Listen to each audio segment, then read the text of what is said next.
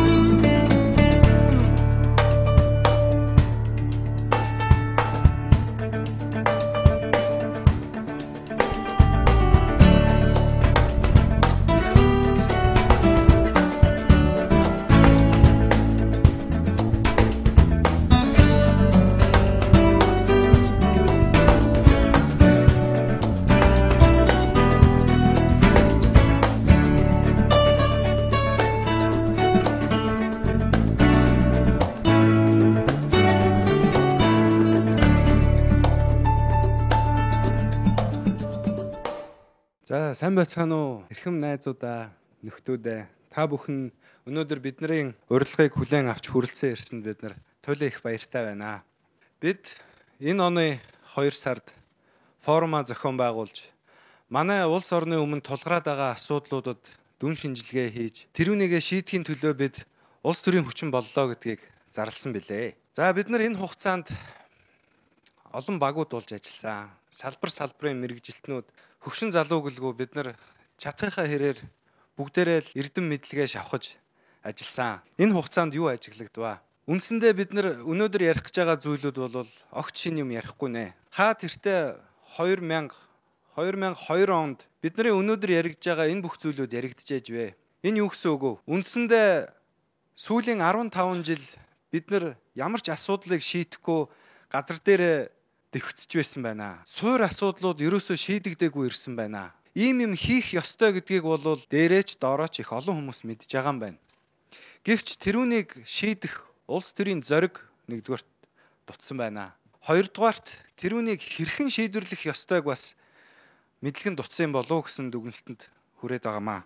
Форум 2 сард болж өнгөрсөн. Гэтэл энэ өнгөрсөн 2 сарын дотор манай нийгэм эдийн засгийн байдал улам дордож өнөөдөр манай туурах тусгаар улс орн маань оршихуй эс оршихуудаа бид нар тулан ирээд байна. Үндсэндээ биднэрт цаг болоод олон сонголт үлдсэнгүй. Иймд олон үг хэлж нуршилгүйгээр би найзуудаагаа энэ тайзан дээр урьж байна. Бид нар аль болохоор олон түмэнд ойлгомжтойгоор бидний өмнө ямар асуудлууд, ямар бэрхшээлүүд тулгараад байгааг илтгэллүүдтэй бэлдсэн юм аа. За ингээд та бүхний өмнө найдлагаа урьж байна. Халуун дотноор хүлээж авна уу?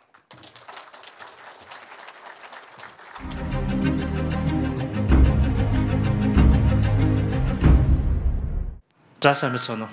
За та бүхний хүрэлцэн ирсэнд баярлалаа. Яг сүүлийн 25 жил хамгийн сайн мэддэг хүн болгон ярьдаг хэрнээ хүн болгон ойлгодог нэг үг байна. Энэ бол хөгжил гэж үг.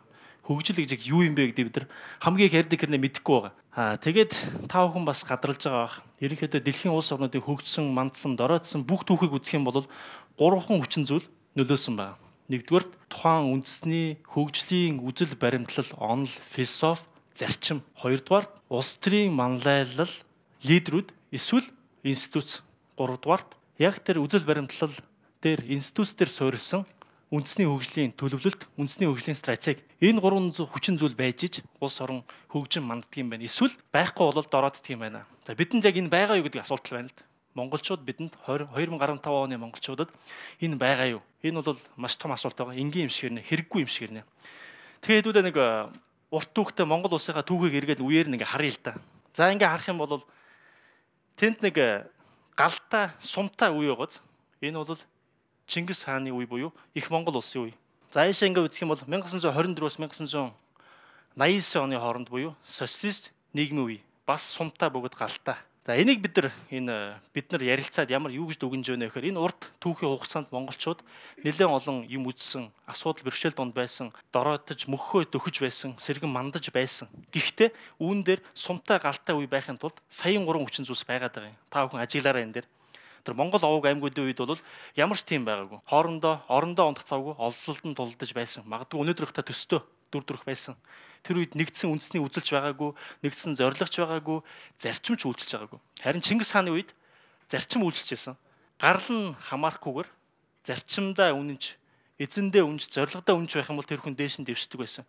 Ямар нэгэн байдлаар хууль үйлчилжсэн, зарчим үйлчилж байсан, үндэсний зорилго байсан, тэрийг нэгтгэж байсан, удирдахч байсан. Ямар нэгэн зорилго байсан, тэмүүлэл байсан. Тийм болохоор монголчууд ялан дийлж мандсан.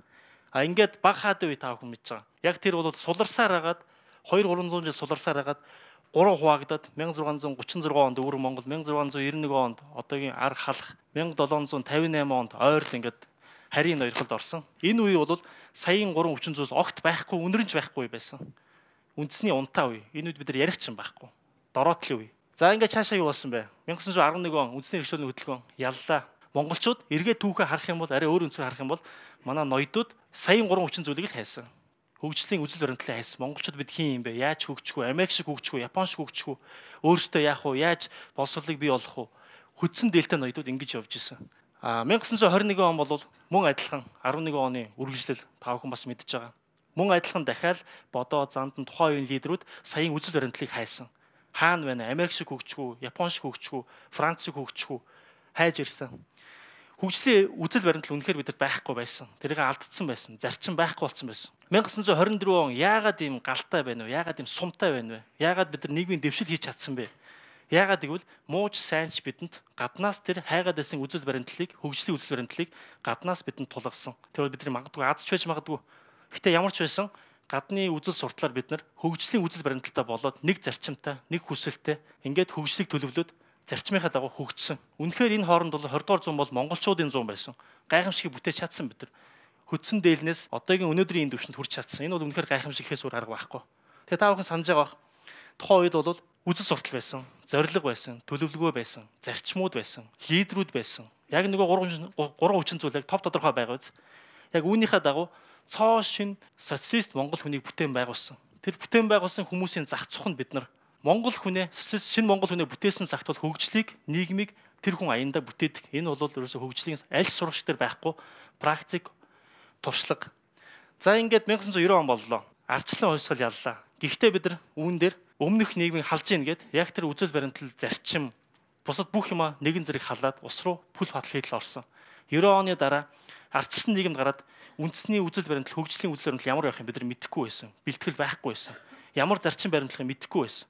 Зөвхөн хэнийх нь буруу биш л дээ. Гэхдээ бид бүгдээрээ гинэн байсан. Ямар нэгэн байдлаар гиндээд ийм ардчилсан нийгэм рүү орсон. Өөрөөр хэлбэл нөгөө анх дурдсан 3 хүчин зүйл гуруулаа байхгүй байсан бидэрт. Яг энийг мэдэх лидер байж таараагүй. Зарчмуудаа бид нар устгацсан. Түүхээ бид нар мартагнацсан.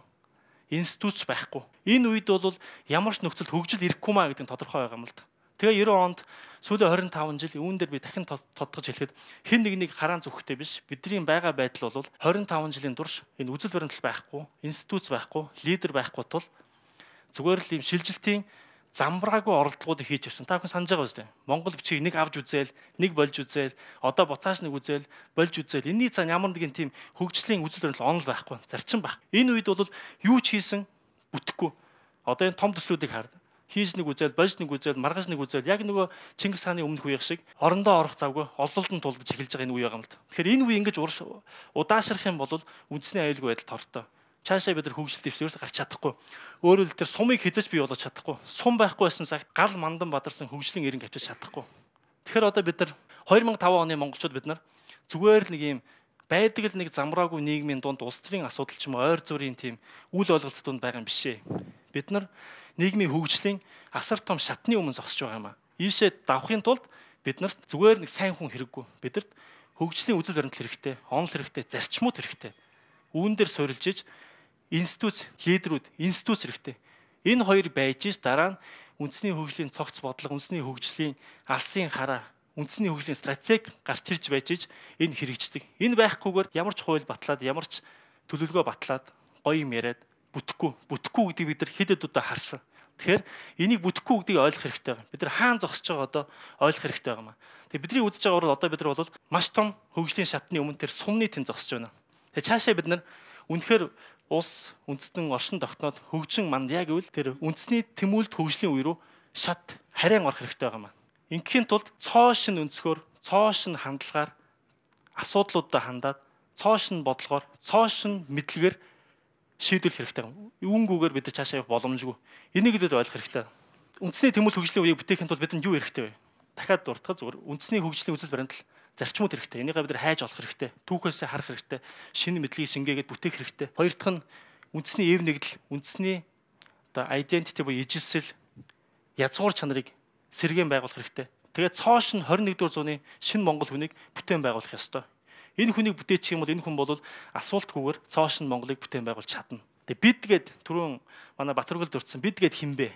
Бид гэж байгаа бол бидний ард бид байгаа гэсэн зарчим бид нар баримтж байгаа. Өөрөөр хэлбэл энд сууж байгаа та бүхэн бид нар бүгдээр л бид. Энэ улсын хөгжлийг, үндэсний бүтээн байгуулахыг ард нийт 3 сая хүн бүгдээр л хийх ёстой. Түүнээс аль нэг нам, аль нэг ухаанд нь тодорч гараад ялгарч хийдэг зүйл ердөөсөө биш ээ. Тэгээ бид гэж байгаа бол энэ танхим сууж байгаа бид бүгдээр юм шүү. За тэгэхээр бид нар маш товчхон үрдэхэд ямар ч зэн улс орн тулгараад байгаа саяын 2015 онд Монгол улстай хаана байна вэ гэдгийг гадарлаад байгаа, мэдээд байгаа шинэ үеийн төлөөлөл юм аа. 90 оноос хойш бүтээсэн гадаад хамгийн анх гарсан Монголд хамгийн анх зах зээлийн замаар сургуульд төлбөрөө төлөөс сурсан монголчуудын бидний эцгийнхээ бүтээн байгуулсан шинэ үеийнхэн бол бид нар бүгдээрээ. Тэгээ бидний бол энийг ойлгох, энийг шин шат ахиулах үүрэг бол бидний үеийнхний үүрэг хариуцлага. Энийг хийхгүй бол бид нар хизээ хойно нэгэн цагт ямар нэгэн байдлаар яллуулнаа. За энэ бол залуусын хөдөлгөөн ердөөсөө биш. Зарим сонин дээр ч юм уу хэвлэл дээр залуус гэж яриад байгаа. Үгүй. Бид нар 25 та хүмүүс биш. Бид нар бол тодорхой хэмжээнд туршлага хийсэн. Та бүхэн ч гэсэн бид бүгдээр адилхан. Ажлын туршлагатай асуудал шийдэж үзсэн ийм хүмүүс. Түрүү мэд урдсан. Одоо бидний Монгол улсад тулгараад байгаа асуудал бол ердөөсөө ойр зүрийн улс төрийн чим жижиг сажиг асуудал, итгэлцлийн асуудал ердөөсөө биш ээ. Хөгжлийн үзэл баримтлал дутаад түүрэн дээр суурилсан мэдлэг бүхий үндэсний хөгжлийн бодлого, төлөвлөлт, стратеги тэрийг хэрэгжүүлж чадах институцгүй том асуудал юм аа. Энийг бид нар маш сайн ойлгож чадах юм бол хийж чадна. Энийг ойлгохгүйгээр хийх юм бол түүх юм болно. За тэгээд бид бол бидэнтэй хамтрах гэж байгаа одоо энэ сууж байгаа та бүхэн болон энэ сонсоог байгаа магадгүй одоо дараа нь YouTube-оос бидний энэ бичлэгийг үзэх сонингоос мэдээ үзэх хүмүүс бүгдээрээ нэгдээд хийх зүйл юм аа. Бид бүгдээрээ. Тэгээд бид бол та. Иймэрхүү зарчим үйлчж байгаа. Энийг та бүхэн бас ойлгоорой. За бид юу хийх ёстой вэ? Одоо бид бүгдээр юу хийх ёстой вэ? Тэг үнэхээр саяын тэр 15 оны том хөгжлийн шатны өмнө байгаа юм бол нэгдүгээр мэдсэн байх ёстой энийгээ. Тэг мэддэг хүмүүс нь өөрсдөө цугласан байх ёстой. Цуглаж дундаас нь синержи ямар нэгэн мэдлэгийн шин давлгаа үүсэх ёстой. За энийг бид нар одоо энэ цуглаж байгаараа эхний шат гэж үзэж байна. Дараа нь бид нар өөрсдөө энэ сууж байгаа хүмүүс анд найз нөхдүүд биш. Зүгээр нэг дэлгүүр нийлж байгаа дээрэмдэж байгаа хүмүүс биш. Хувийн сонирхлын төлөө биш. Ямар нэг зарчим дээр нэгдсэн хүнээс хамаарахгүй институт болох ёстой. Энийг бид нар хийгээд эхэлсэн сүүлийн 2-3 сар бол энэ дээр маш шургуу ажиллаж байна. Бид нар бол найз нөхөд гэхээс илүү зорилгын төлөө нэгдсэн андууд институцийн жижигхэн эд эсүүд. Тэгээ бид бүгдээрээ институт болох ёстой. Институт болохгүйгээр ямар ч нам байна уу, ямар хэлбэрийн байгууллага тэр бол худлаа болно. Дараа нь үндэсний хөгжлийн үзэл баримтлал онолыг бид нар хайж олоод нээж гаргах ёстой. Энийг бид нар бусад эрдэмтэн мэдлэгтэн ахмадууд бүгдэнтэй хамтарч хийх ёстой. Дараа нь үүн дээрээ суурилж агаад үндэсний хөгжлийн нөгөө төлөвлөгөө, стратеги гаргах ёстой маа. Хэрвээ онол баримтлахгүйгээр институцгүйгээр хийх юм бол энэ зүгээр л цаас болно. Цаас гэдэг бид нар мэднэ. Үүний дараа харин хэрэгжиж чадна. Ингэсний дараа түрүүний ярьдаг тэр тэмүүлэлт хөгжлийн үе эхэлж чадах юм аа. Энэ бол зайлшгүй хийх 5 шат. Энийг хийхгүйгээр алгасыг гэвэл хизээч бүтэхгүй гэдгийг бид нар ойлгох хэрэгтэй. За бид нэгдээд байгаа энэ гоё 9 гоё гурвалжин байгаа шүү дээ. Энэ бол харахад их гоё. Магадгүй байгууллага болгонд байдаг хүн болгон боддог. Гэхдээ эдгээрийг бол бид нар 2 сар шахам ярилцчихээж яг дотроосоо гаргасан зарчмууд юм байна. Өөрөөр бидний нэгдэж байгаа зарчим энэ. Энэ хэдхэн хялбархан үг байгаа боловч үүний цаана асар их агуулгууд байгаа. Үүн дээр зарчим дээр нэгдэж чадчихлаа байвал институт оршин тогтноо гэсэн. Тэгэхээр та бүхэн ч гэсэндээ яг энийг хүлээн зөвшөөрчвөл бидэнтэй нэгдээд явах юм бол бид бүгд баяртай байх болно. Таавал бид гэдэг зарчим үйлчилж байна гэсэн. Тэндээс цугсгаан дуртахад бол нэгдүгээрт бол хамгийн оройд нь үндэсний эрх ашиг байх хэрэгтэй. Үндэсний эрх ашигаас илүүтэй хувийн сонирхолч юм уу, хувийн шунал тийм байх юм бол уучлаарай энд байхгүй эсвэл гэсэн үг. За дараа нь доороос нь түүгээд яхад өнгөрсөн одоо ирээдүй бид түүхээс авах юмыг аваад үнэтэй зүйлээ аваад одоогийн мэдлэгээр баяжуулаад ирээдүг бүтээх мэдлэг бий болох ёстой. Түүхээ хизэж үгүйсэхгүй. Гэхдээ түүхээс хэрэгтэйг нь аваад чухал ирээдүрөө чиглүүлнэ. Энэ бол бидний зарчим. Бүх юм дээр ингэж хандна. Үр дүн байна. Өсөлт үр дүн. Өнөөдөр бид нар цаг гаргаад хүч гаргаад энэ цугласан бол заавал үр дүнтэй сална. Энэ бол бидний зарчим. Гэхмэчлийн 9 зарчим бол цаана агуулгатай дотроосоо гарсан юм амьд зарчмууд юм аа. Хайр хүндлэл байна. Тэрөө нэгдээ том зорилгонлоо хийж байгаа бол бие биенээ хүндэл, хайрл гэд товчхон ярих юм бол юм цаана бол асар ингэж задлах юм бол нэлээд том тайлбарууд байгаа л да. За ямар ч зарчмуудыг юм 3 түвшинд авч үндэсний, байгууллагын, хувь хүний түвшинд. Энийгээ бид нар ягштал мөрдөөд энэ дээр л нэгдэх ёстой. За ингээд нэг юм гой гурвалжин байгаа. Ингээд дундаасаа тойроод явсараад хязгаараагүй явахаар юм гой гурвалжин байгаа. Гэхдээ эцсийн дүндээ асуудлыг бий болгодог, асуудлыг шийддэг, бүхнийг бүтээдэг, бүхнийг галдан нураадаг хүн бол хүн өөрөө байдаг. Тэгэхээр бидний бодлогын цөм, шийдлийн цөм бол хүн л байх ёстой. Тэр хөгжлийн төлөвлөлтийн зорилго нь бол эдийн засаг биш, уул уурхай биш, хүн байх ёстой. Хүн үнэхээр баян байгаад хүн ёс зүйтэй байгаад сайхан болж чадчихвал тэр бодлого хэрэгжиж байна гэсэн. Энэгээр л хэмжинэ. Тэгэхээр хамгийн төвд нь хүн багууз. Тэр үнийг өдөр хүн дээд бодлого гэж байгаа. Хүн төвтэй биш, хүн дээд бодлого. Тэгээд жишээл одоо ийм асуулт өнөөдөр бидний цуглаад байгаа зорилго энэ л дээ. За хүн дээд юм бол бид нар хүнийг хөгжлөө яаж төлөвлөх юм? Тэр хүн Монгол хүн шил хоол хүнстэй байна уу одоо? Хоол хүнстэй хэдэн онд болох юм? Орон гэр нь байна уу? Хэдэн онд орон гэртэй болох юм? Хэдэн онд бүр илүү гоё орон гэртэй болох юм? Яаж орон гэрээр хангах юм? Орон гэргүй бол Монгол хүн хинч биш. Монгол хүн эрүүл байна уу? Одоо эмнэлэг байна уу? Байна. Гэхдээ яагаад болохгүй байгаа юм? Хизээ яг жинхэнэ эрүүл мэндийн тогтолцоо, эрүүлийг хамгаалах систем бий болох юм. Жинхэнэ боловсролтой байж чадчих нь хэрэгтэй боловсрол мөн үү биш үү? Дараа нь орлоготой байж чадчих нь орлогоо яаж тэгших юм аах юм? Баялаг бүтээгч гэж ярьж байна. Баялаг бүтээх салбар буюу эдийн засаг бүтээн байгуулах салбар болон баялаг хуваарлах энэ нийгмийн салбар хоёр хоорондоо яаж уялдах юм? Энийг уялдахгүйгээр салбарын бодлого гэдэг юм бол энэ бол замбраагүй түрүүний хэлдэг шилжилтийн замбраагүй оролдлого. Энэ дунд хамаг паразит, хамаг бидний хүсэхгүй байгаа нөгөө муу мухай зүйл үрждэг. Тэнд бүгдээ уялдаад байх хэвээр. Ийм нэг дөрвөлжинд байх хэвээр. Үүний төвд нь дээр нь хүн байх хэвээр. Энэ бол бодлогын цөмөн. Ингээд цаашаа явах юм бол байгаль орчин яах юм? Байгаль орчноо хэмжсээр хагаад уул уурхай гэдээ яваад их юм уу? Эргэцүү орчин бид нар тавтай аюулгүй амьдрах тэр орчин бүрдэж гин үгүй юу? Шудраг юм байна үгүй юу? Үнгүүгээр Монгол хүн орон гэртэй байгаад яах юм?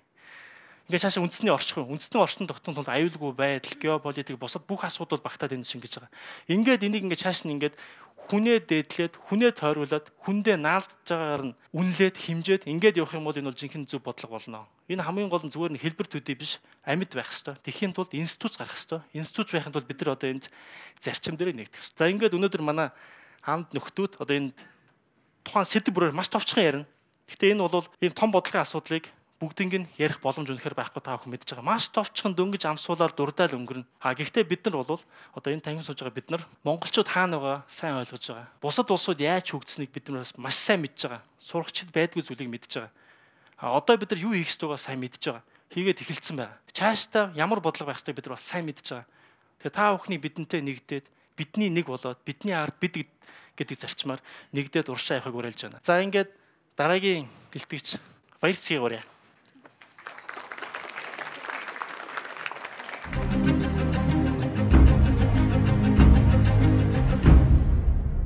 Өнөөдөр 2015 оны 4 сарын 28-ны өдөр.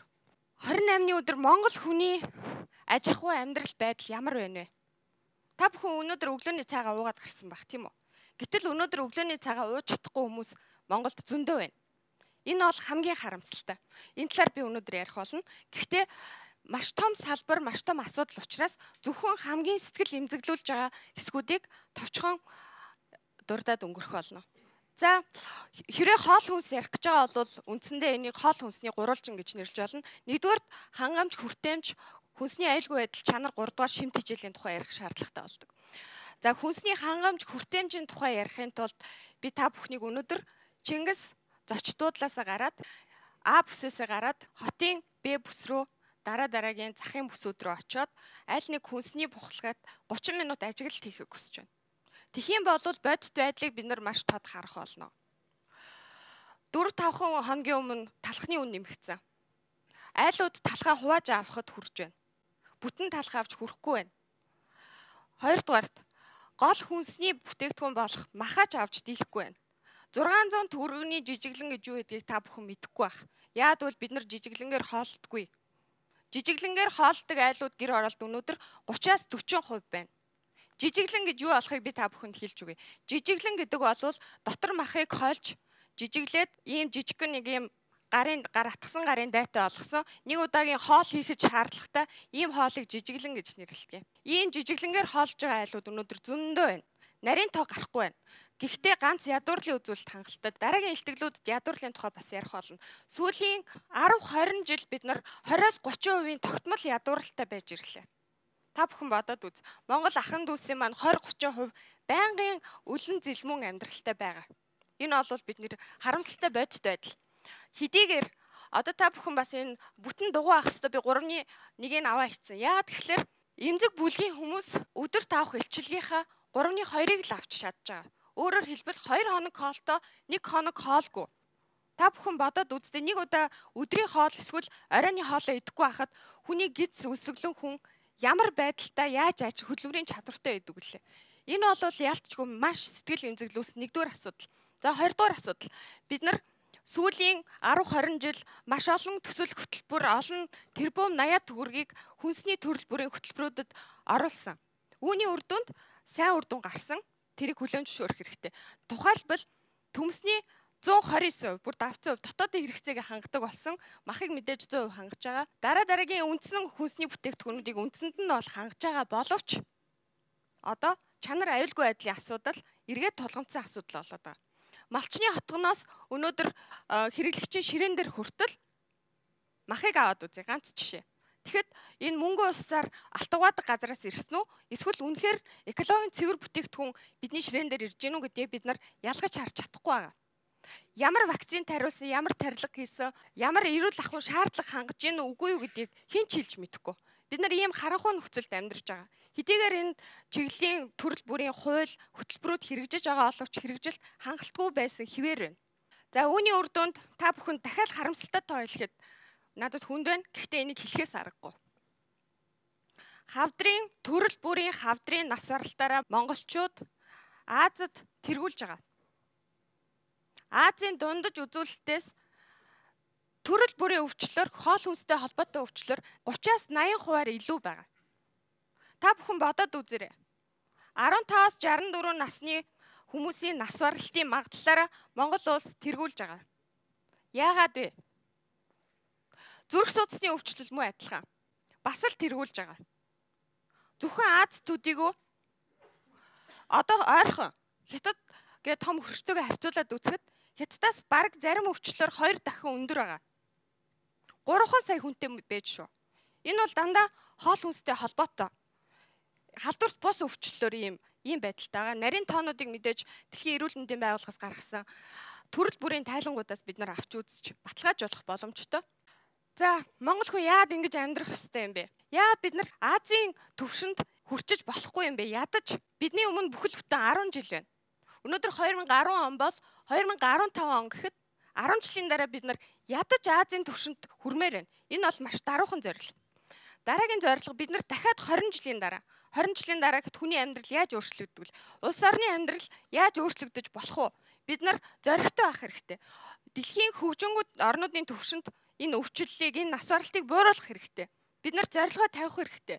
За ингээд 2000-аас хойш 2050 оноос хойш Монгол хүн бол эрүүл байх хэрэгтэй. Энэ зорилгыг бас тавих хэрэгтэй. За хоол хүнсний асуудлаа шийдэх хэрэгтэй бид нар. Бид нар бүх нөөц бололцоо бол байна. Бид нар органик цэвэр аюулгүй хүнс хэрэглэмээр байна. Энэ зорилгоо бид нар тавих хэрэгтэй. Үүний тулд мэдээж дотоодын зах зээл жижигхэн учраас экспортлох шаардлагатай.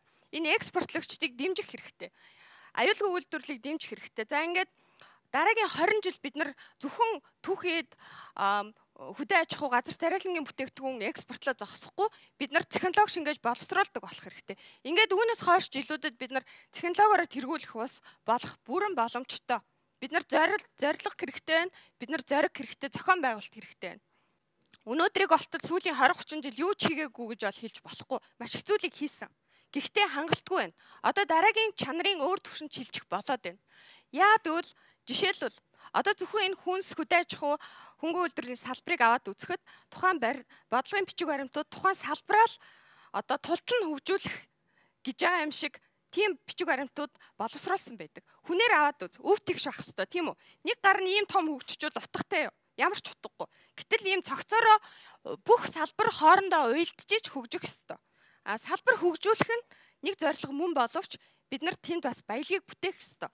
Баялагийг бүтээхийн тулд дотоодын зах зээл өөрөө жижиггүй учраас энэ зах зээлийг хөрш орнуудынхаа хөгжилтөд уялдуулж бид нар цогцоор нь харж ингэж бодтойгоор төлөвлөж явах шаардлагатай. За энэ хүнсний аюулгүй байдал дээр мөн адилхан. Та бүхэн бас мэдж байгаа. Одоо ингээд машина ачуулаагүй үнд цөөхөн бах тийм үү? Сүп гээл ачаал явчихдаг. Тэр төр өөрийнхөө үргийг тодорхой хэмжээгээр оновчтойгоор зохион байгуулж чадсан байхгүй. Тэгэхээр хүнсний аюулгүй байдал дээр адилхан. Төр бүхний ганцаараа хийх шаардлагагүй. Машин сүп гэж ачааж явж байгаатай адилхан хүнсний аюулгүй байдал дээр хувийн хвшлийг тодорхой хэмжээгээр оруулж зохион байгуулж чадвал энэ асуудлыг мөн маш хэлбэрхэн шийдэх боломж бол бидэнд бүрэн байгаа. За ингээд хүнсний салбарыг товч дүгнэхэд Монгол хүн өнөөдөр та бүхэн бид нар яваад үзлээ тий. Гэр хороол захын мухлагаар ороод үзье. Хүнсний захаар ороод үзье. Хүнсний аюулгүй байдал эмнэлгүүдээр ороод үзье. Монгол хүний эрүүл мэнд ийм байдалд байж болохгүй. Энийг цөмөрөө өөрчлөх хэрэгтэй. Яаралтай өөрчлөх хэрэгтэй. Өөрчлөх боломж бол байна. Өнөөхл хуучирсан, өнөөхл нэг одоо төр бүхнийг хийх ёстой ч гэдэг юм уу. Нөгөө нэг баригдмал сэтгэлгээнээс бид хамгийн нэгдүгээр салаад үндэсний хөгжлийн цогц стратегтэй хоорондоо уялдаатай ийм шинжилсэн бодлоготой болох шаардлагатай байна. За ингээд би илтгэлээ үгээр өндөрлөе. Дараагийн илтгэгчийг урьж байна. Нэм. За.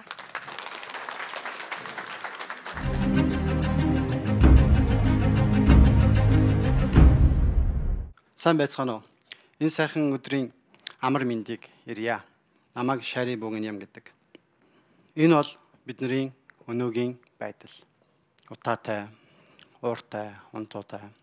Бид нэр сүүлийн 20 гаруй жил их юм хийж. Бид нэр ийм сайхан орон байртай болсон байна. Ийм ядуу дэлхийн хамгийн ядуу орны жишгийн оромжтой тийм газрын оромжинд амьдарч байгаа хүмүүс ч амьдарч байна. Бид нар хуучныхаа социалист нийгмийнхаа бүтээн байгуулсан орон байранд ч амьдарч байна.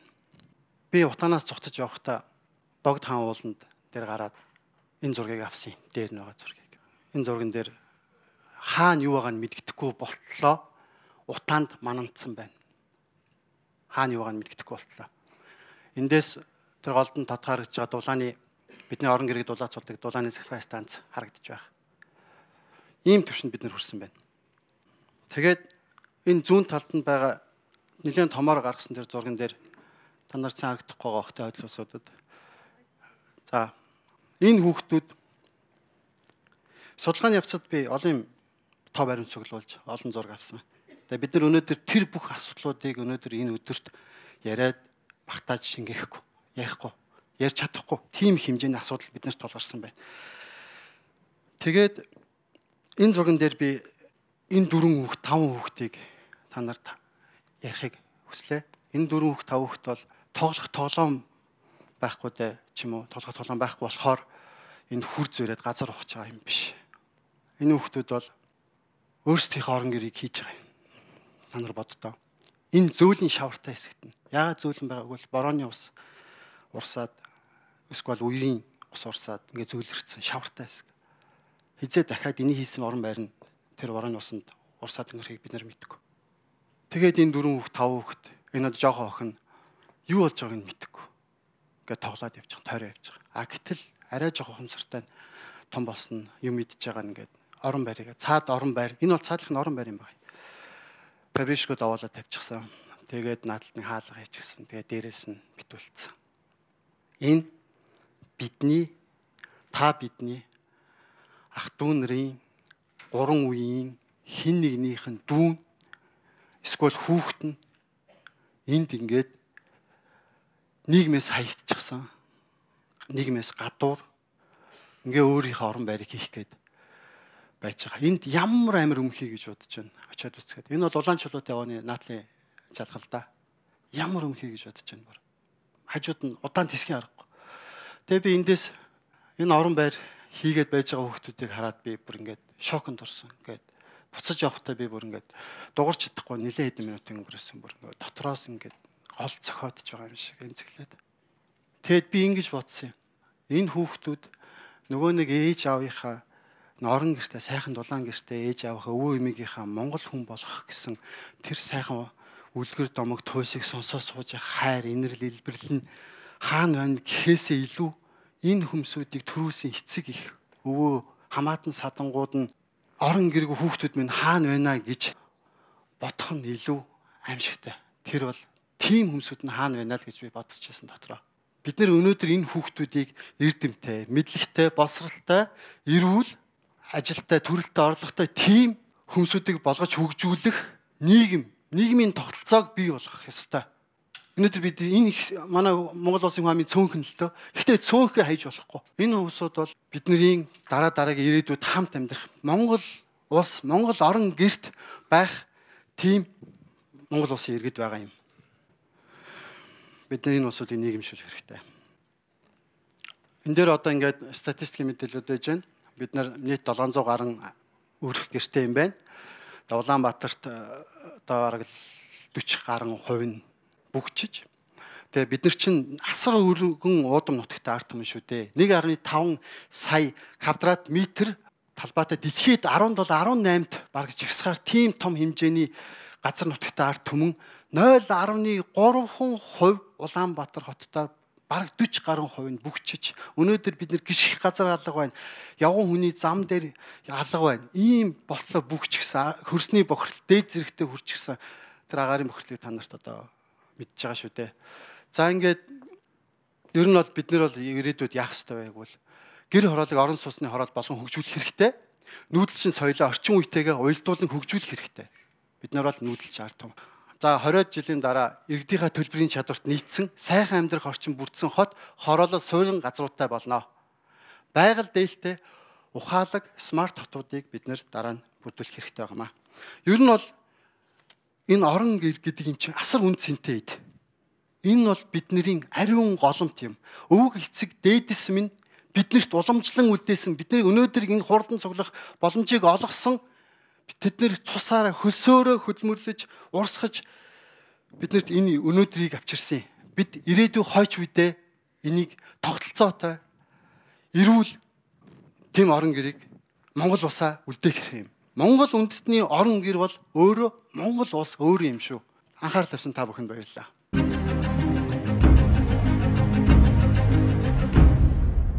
Та бүхэнд одоо эрүүл мэндийн салбарын тухай ярих болно. Тэгэхээр та бүхний сая харсан хүүхэд тэгээ та бид бүгдээр Монгол улсын иргэн бүр чанартай сэтгэл ханамжтай эрүүл мэндийн тусламж үйлчилгээг авч чадж байна уу? Өнөөдрийн Монгол улсын маань эрүүл мэндийн салбар ямар дүр зурагтай байна вэ? Бид нар сүүлийн 25 жилд мянганы хөгжлийн зорилтоо биелүүлж чадчихъя. Нялхсан эндэгдэл нас барал 5 дахин бууруулж чадсан. Хүн амын дундаж наслж 69 болтлоо өссөн. Гэхдээ энэ үзүүлэлтүүд хангалтгүй юм а. Бид нар үүнийг бол өсгөх бүрэн боломж байгаа.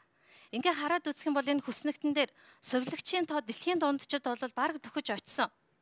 Үүнээс гадна эмчийн тоо, хүн амд ноогдох эмнэлгийн орны тоо дэлхийн дунджаас бүр 2 дахин өндөр байдаг. Гэтэл өнөөдөр яагаад эмнэлэгт хандсан иргэд хүүхдүүд маань өрөө олдохгүй нөгөө гудамжаар нь хэвтчихийдэг билээ.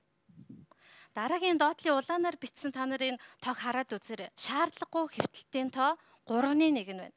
Сүүлийн үеийн судалгаа харах юм бол бараг 40% гэсэн тоонууд бас байдаг. Дээрээс нь бид нар 2002 онд одоо эмчилгээний төлбөрийнхаа 16%-ыг нь хувьяасаа төлдөг байсан. 2010 онд тэгвэл эмчилгээний төлбөрийн 43% нь бид нар шууд бэлнээр карманаасаа гаргаад төлж байна. Бид нар бүгдээрээ мэднэ. За тэгвэл бид нар үүнийг өөрчлөхөөр бид ямар зорилго тавьв ба? хамгийн түрүүнд бүтцийн өөрчлөлтүүдийг хийх шаардлагатай. Жишээлбэл одоо яг энэ байгаа дүр зураг нь бол эхний гурвалжин байгаа. Өөрөлдвөл толгой нь занхаацсан, зандаацсан том байна. Бид нар сум өрхийн эрүүл мэндийн төвүүдийн чанарыг, чадамжийг сайжруулад хамгийн гол бат бөх суурай болгох ёстой. Үүний дараагаар нь Дүүрэг аймгийн нэгдсэн эмнэлгүүдийнхаа үйлчилгээ, эмчилгээний төрөл зүйлүүдийг нь олшруулах хэрэгтэй. Ингэснээрээ бид нар эмнэлгүүд нарийн мэрэгсэн эмнэлгүүдийн шаардлагагүй хэвтэлтийн тоог нь багасгах бүрэмж боломж байгаа. Шаардлагагүй хэвтэлт гэдэг юу юм бэ? Би зүгээр жирийн нэг жишээ хэлээд үзье. Бид нар 2 дээр нэмэх нь 2-ыг заалгахдаа бага ангийн багшаар заалгадаг. Өөрөөр хэлбэл суур мэдлэгийн эзэмшил. Гэтэл юу хүсэж байдаг вэ гэвэл бид нар 10 дугаар ангийн тооны багш, эсвэл их сургуулийн багш, бүр боли профессороор нь шууд заалгахыг хүсдэг. Энэ бол хүнд байдаг хүсэл. Үүнээс гадна тэгэхээр энийг би шаардлагагүй хэвтэл гэж нэрлэдэг байдаг. Дараа нь эрүүл мэндийг хамгаалах бол зөвхөн эрүүл мэндийн яамны, өөрөөр хэлбэл ганцхан яамны асуудал биш ээ. Бусад яамдуудын нэгдсэн зөвшөлтөл, хамтлын бодлого бид нар шаардлагатай байгаа. Энд бид нар юуг дурдсан бэ? Эрүүл мэнд спортын яам, боловсрол соёл шинжилгээ ухааны яам, хүнс хөдөө аж ахуйн яам, сангийн яам гэх мэтчлэн бүгд дурсан. Тэгэхээр бид бүгдийн өнөөдрийн илтгэлүүд бол бүгд ерөөсөө базагдж байгаа. Яагаад гэвэл салбаруудын хамтын ажиллагаа нэгдсэн зөвшөлтсөл хэрэгтэй байгаа юм. Үүний үндсэн дээр бид нар эрүүл хүнсийг бий болгоно. Эрүүл хүнсээр бид хангагдана. Дээрэс нь ажлын байрны эрүүл мэнд байгаа. Дээрэс нь нийтийн чадахжуулах нийтийн эрүүл мэнд гэдэг асуудал байна. Үн зорилготой хүрэхийн тулд бид нар ямар арга хэмжээг авч болох вэ? Эрүүл мэндийн салбар бол өөрөө угаасаа маш том салбар. Маш олон тоглогчтой байдаг. Тэгэхээр зөвхөн ганцхан жишээг дурдъя. Энэ бол зорилготой өрх арга замын 1-р хэлбэр буюу бид нар эмнэлгийн бүтцүүдийг аваад үзье. Тэгэхээр энэ цэнхрээр буюу тодор гаргасан бидний олсон шинэ бүтцүүдийг хилээд байгаа юм. Жишээлбэл архаг өвчний клиник гэж байна. Энэ цэнхрээр тэмдэглэжсэн. Үүнийг юу гэж ойлгохыг бол жишээлбэл сая хэлсэн манай элтгэгчдийн зүрх судасны өвчлөл их байна. Тэгэхээр яах вэ гэхээр бид нар ямар нэгэн мис ажилбарт орлоо. Мэдээж хамгийн нарийн мэрсэн дээд зэрэглэлийн эмнэлэгт орно, өндөр түвшний эмнэлэгт. Үүний дараа яах вэ?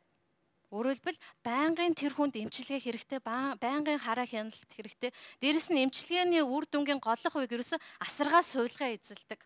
Үүнийг тэгэхээр архаг өвчний эмнэлэг тусгай байгуулсан эмнэлгүүдэд энийг хийх боломжтой. Өөрөөр хэлбэл дээд шатны ор хоногийн тоон цөөн болоод ирнэ гэсэн үг. Дараа нь яг энэ өвчтөн маань асаргаа суулгаагаа авлаа, нэг өдөр гэртээ гарна. Тэгэхээр яг үхээр өрхийн эмч нь алган дээрээ тосоод авна гэсэн. Цаашдын эмчилгээ, үйлчилгээг нь тасралтгүй үргэлжлүүлнэ. Өөрөөр хэлбэл 3 шатлын эмнэлгүүд маань бүгдээрээ хоорондоо эргэх холбоотой болно. Өвчтөн дунд нь бол хаягдахгүй. Бид нар үүнээс шалтгаална. Дараа нь яг манай түрүүнээс шаардлагагүй хэвтэлтэй адилхан нэг зүйл гэх юм бол ерөөсөө бид нар үйлчлүүлэгчтэй эмчээ сонгох эрхийг өгнө. Эмнэлгээ сонгох эрхийг өгнө. Дээрээс нь түвшин алгасаж болох эрхүүдийн бүгдийг өгнө. Гэхдээ үүнтэй уялдуулаад тодорхой зохицуултуудыг бол мэдээж хамт хийнэ. Үүнийг бид нар хэлэх гэсэн. Тэгэхээр бид өнөөдөр эрүүл мэндийн системийг сайн байлгах, эрүүл мэндэнд хангалттай байхад дараах 3 тулгуурыг авч үзэж байна. Нэгдүгээр мэдээ саяны хэлсэн бие даасан эмнэлгийн тогтолцоог бий болгох хэрэгтэй. Дараа нь үндэсний эрүүл мэндийн даатгал гэж энд бичсэн байна. Гэхдээ энэ бол өнөөдрийн бидний төлдөг эрүүл мэндийн шимтгэл бол арай биш юм а. Энэ бол илүү өргөн хүрээний ойлголт байгаа шүү. Дараа нь эрүүл иргэн. Өөрөөр хэлбэл хувь хүн бүр эрүүл мэндийн боловсролын түвшин сайжрах хэрэгтэй. Үүгээрээ бид нар эрүүл мэндийн тусламж үйлчилгээг чанартай, сэтгэл ханамжтай, хүртээмжтэйгээр хүлээн авах боломжтой болно. Тэгээд та бүхэн дараагийн илтгэгчийгээ урьж байна. Бацэнгэл.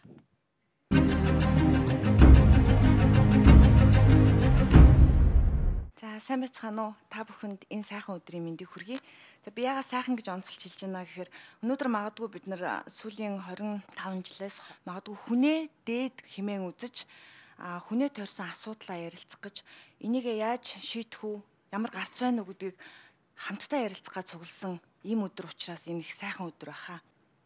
Сайн манай нөхдүүд маань хүнийг тойрсон гол асуудлууд болох хоол хүнс, орон гэр, эрүүл мэндийн асуудлыг ярьлаа. Бид бол байгалаас төрсөн махан бие бодтой. Тэрнээс гадна амьтнаас биднийг ялгаадаг, бусдаас ялгадаг, онцлогтой болгодог зүйл бол энэ оюун ухаан. Энэ оюун ухааныг юугаар цэнгэлж, юугаар хөгжүүлж, юугаар биднийг бусдаас ялгаатай болгох хэвээр тэр үүргийг юу гүйцэтгэдэг вэ гэхээр боловсрал гүйцэтгэдэг. Энэ бол маш том салбар л да. Энэ тухай бүгдээрээ энэ богино хугацаанд бол ярих боломж байхгүй. Гэхдээ боловсролын салбарын тухай ярихаас өмнө би та бүхэнд хэдэн асуулт тавихыг хүсэж байна. Монгол хүн бүхэн чанартай боловсролыг өнөөдөр авч чадж байгаа юу? Нэгдүгээрт. Монгол хүүхэд бүхэн боловсролын тэгш байдлаар хангагдаж чадж байгаа юу? Даяарчлагдсан нийгэмд бид нар Монгол бүтээгч одоо даяарчлсан мэдлэгтэй дэлхийн хөгжилд хувир нэмэр оруулах тийм Монгол бүтээгч хүнийг бэлдэж чадж байна уу?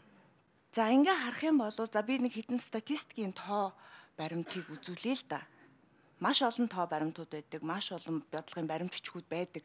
За энд бол та бүхэн харж байгаа дэлхийд одоо боловсрлоороо өрсөлдөж байгаа, боловсрлоороо нэлээд тэргүүлж байгаа Азийн хоёр оронтой жишиж авч үзэж байгаа.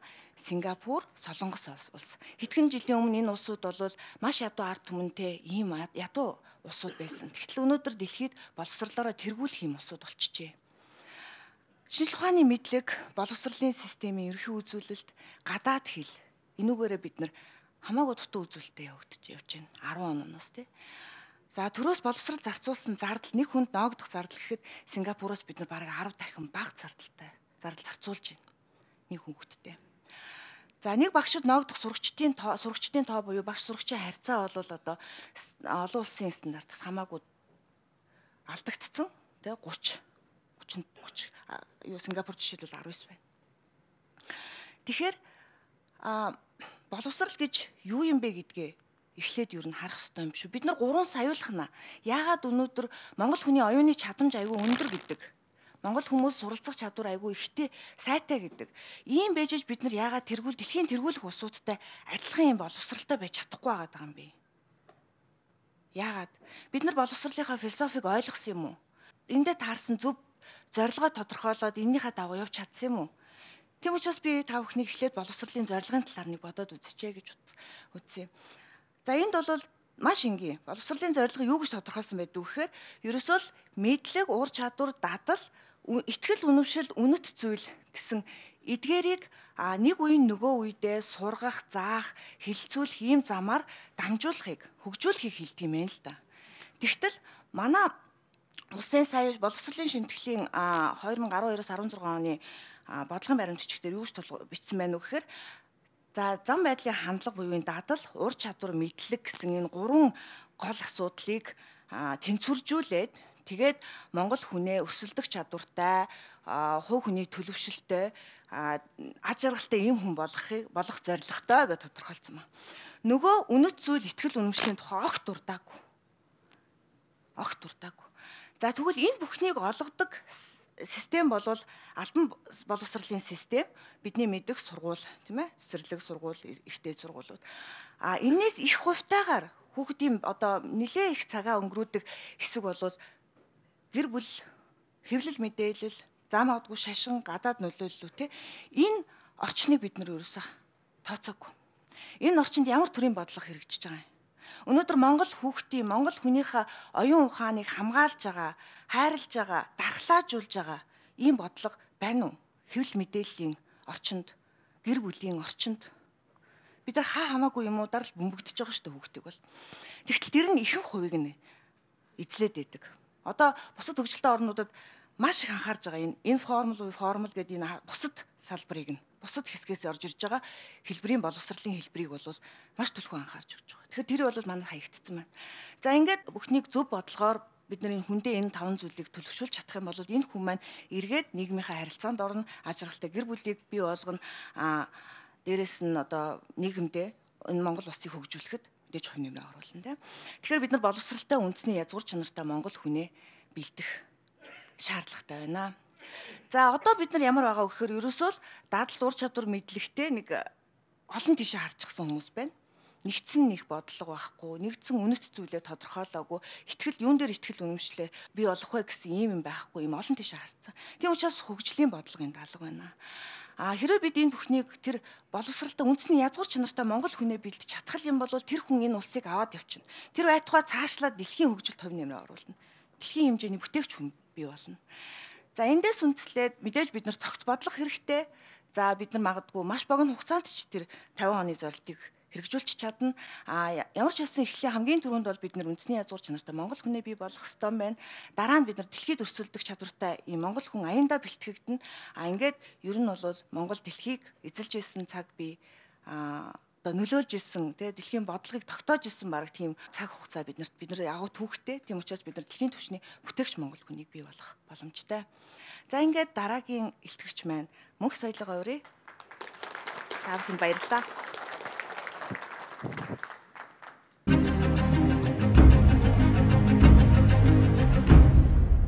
За сайн байцгаана уу та бүхний өнөөдрийн амгалан айлтгая. Тэгэхээр та бүхэн өдийг хүртэл одоо хувь хүн өрх гэр бүлүүдийн хувьд одоо ямар чухал асуудлууд байдаг тэр тухайн сэдвүүдийн талаар илтгэлүүдийг сонслоо. Тэгэхээр миний тавих илтгэл бол өмнөх сэдвүүдтэй шууд холбоотой буюу орлогын тухай асуудал байгаа. Тэгэхээр бид нар бүгдээрээ мэдж байгаа хэрэгцээ хувь хүн өрх гэр бүл тодорхой хангалттай хэмжээний орлогогүй бол бид нар сайхан амьдралын тухай мөрөөдөхөөс илүү хэрхэн яаж амьдрахаа хүртэл төсөөлж чадахгүй ийм хэцүү байдалд орно. Ийм ч учраас одоо үе үе тутмын засгийн газрууд те тухайн хүн амын орлогыг сайжруулах, дээшлүүлэх, цалингийн доод түвшин нэмэгдүүлэх, ажлын байрыг шинээр бий болгох зэрэг асуудлуудад анхаарч ирсэн. Энэ бүхний одоо үндэс болсон эдийн засгийн өсөлт хөгжилтэд анхаарсаар ирсэн. Гэхдээ бид нар бүгдээрээ өнөөдрийн байдлаар энэ бүх бодлого нь хангалттай түвшинд бол хэрэгжиж чадаагүй, хангалттай үр дүнг бол авчирч чадаагүй гэж үзэж байгаамаа. Тэгээд бид бүхний танилцуулгын ерөнхий бүтцийг та бүхэн ойлгосон бах. Бид нар бүгдээрээ өнөөгийн нөхцөл байдал ба нь юу нь ямар байгаа юм. Тэгээ юунд бид нар зорж байгаа гэдгээ танилцуулаад тэгээ түүндээ хэрхэн хүрэх вэ гэдгийг тодорхой хэмжээнд ярихыг зорж байгаа. Тэгэхээр бид нар өнөөгийн нөхцөл байдлаа орлогын хувьд аваад үзвэл мэдээж дөрвөн гол эдийн засгийн үзүүлэлтийг сонгож авсан байгаа.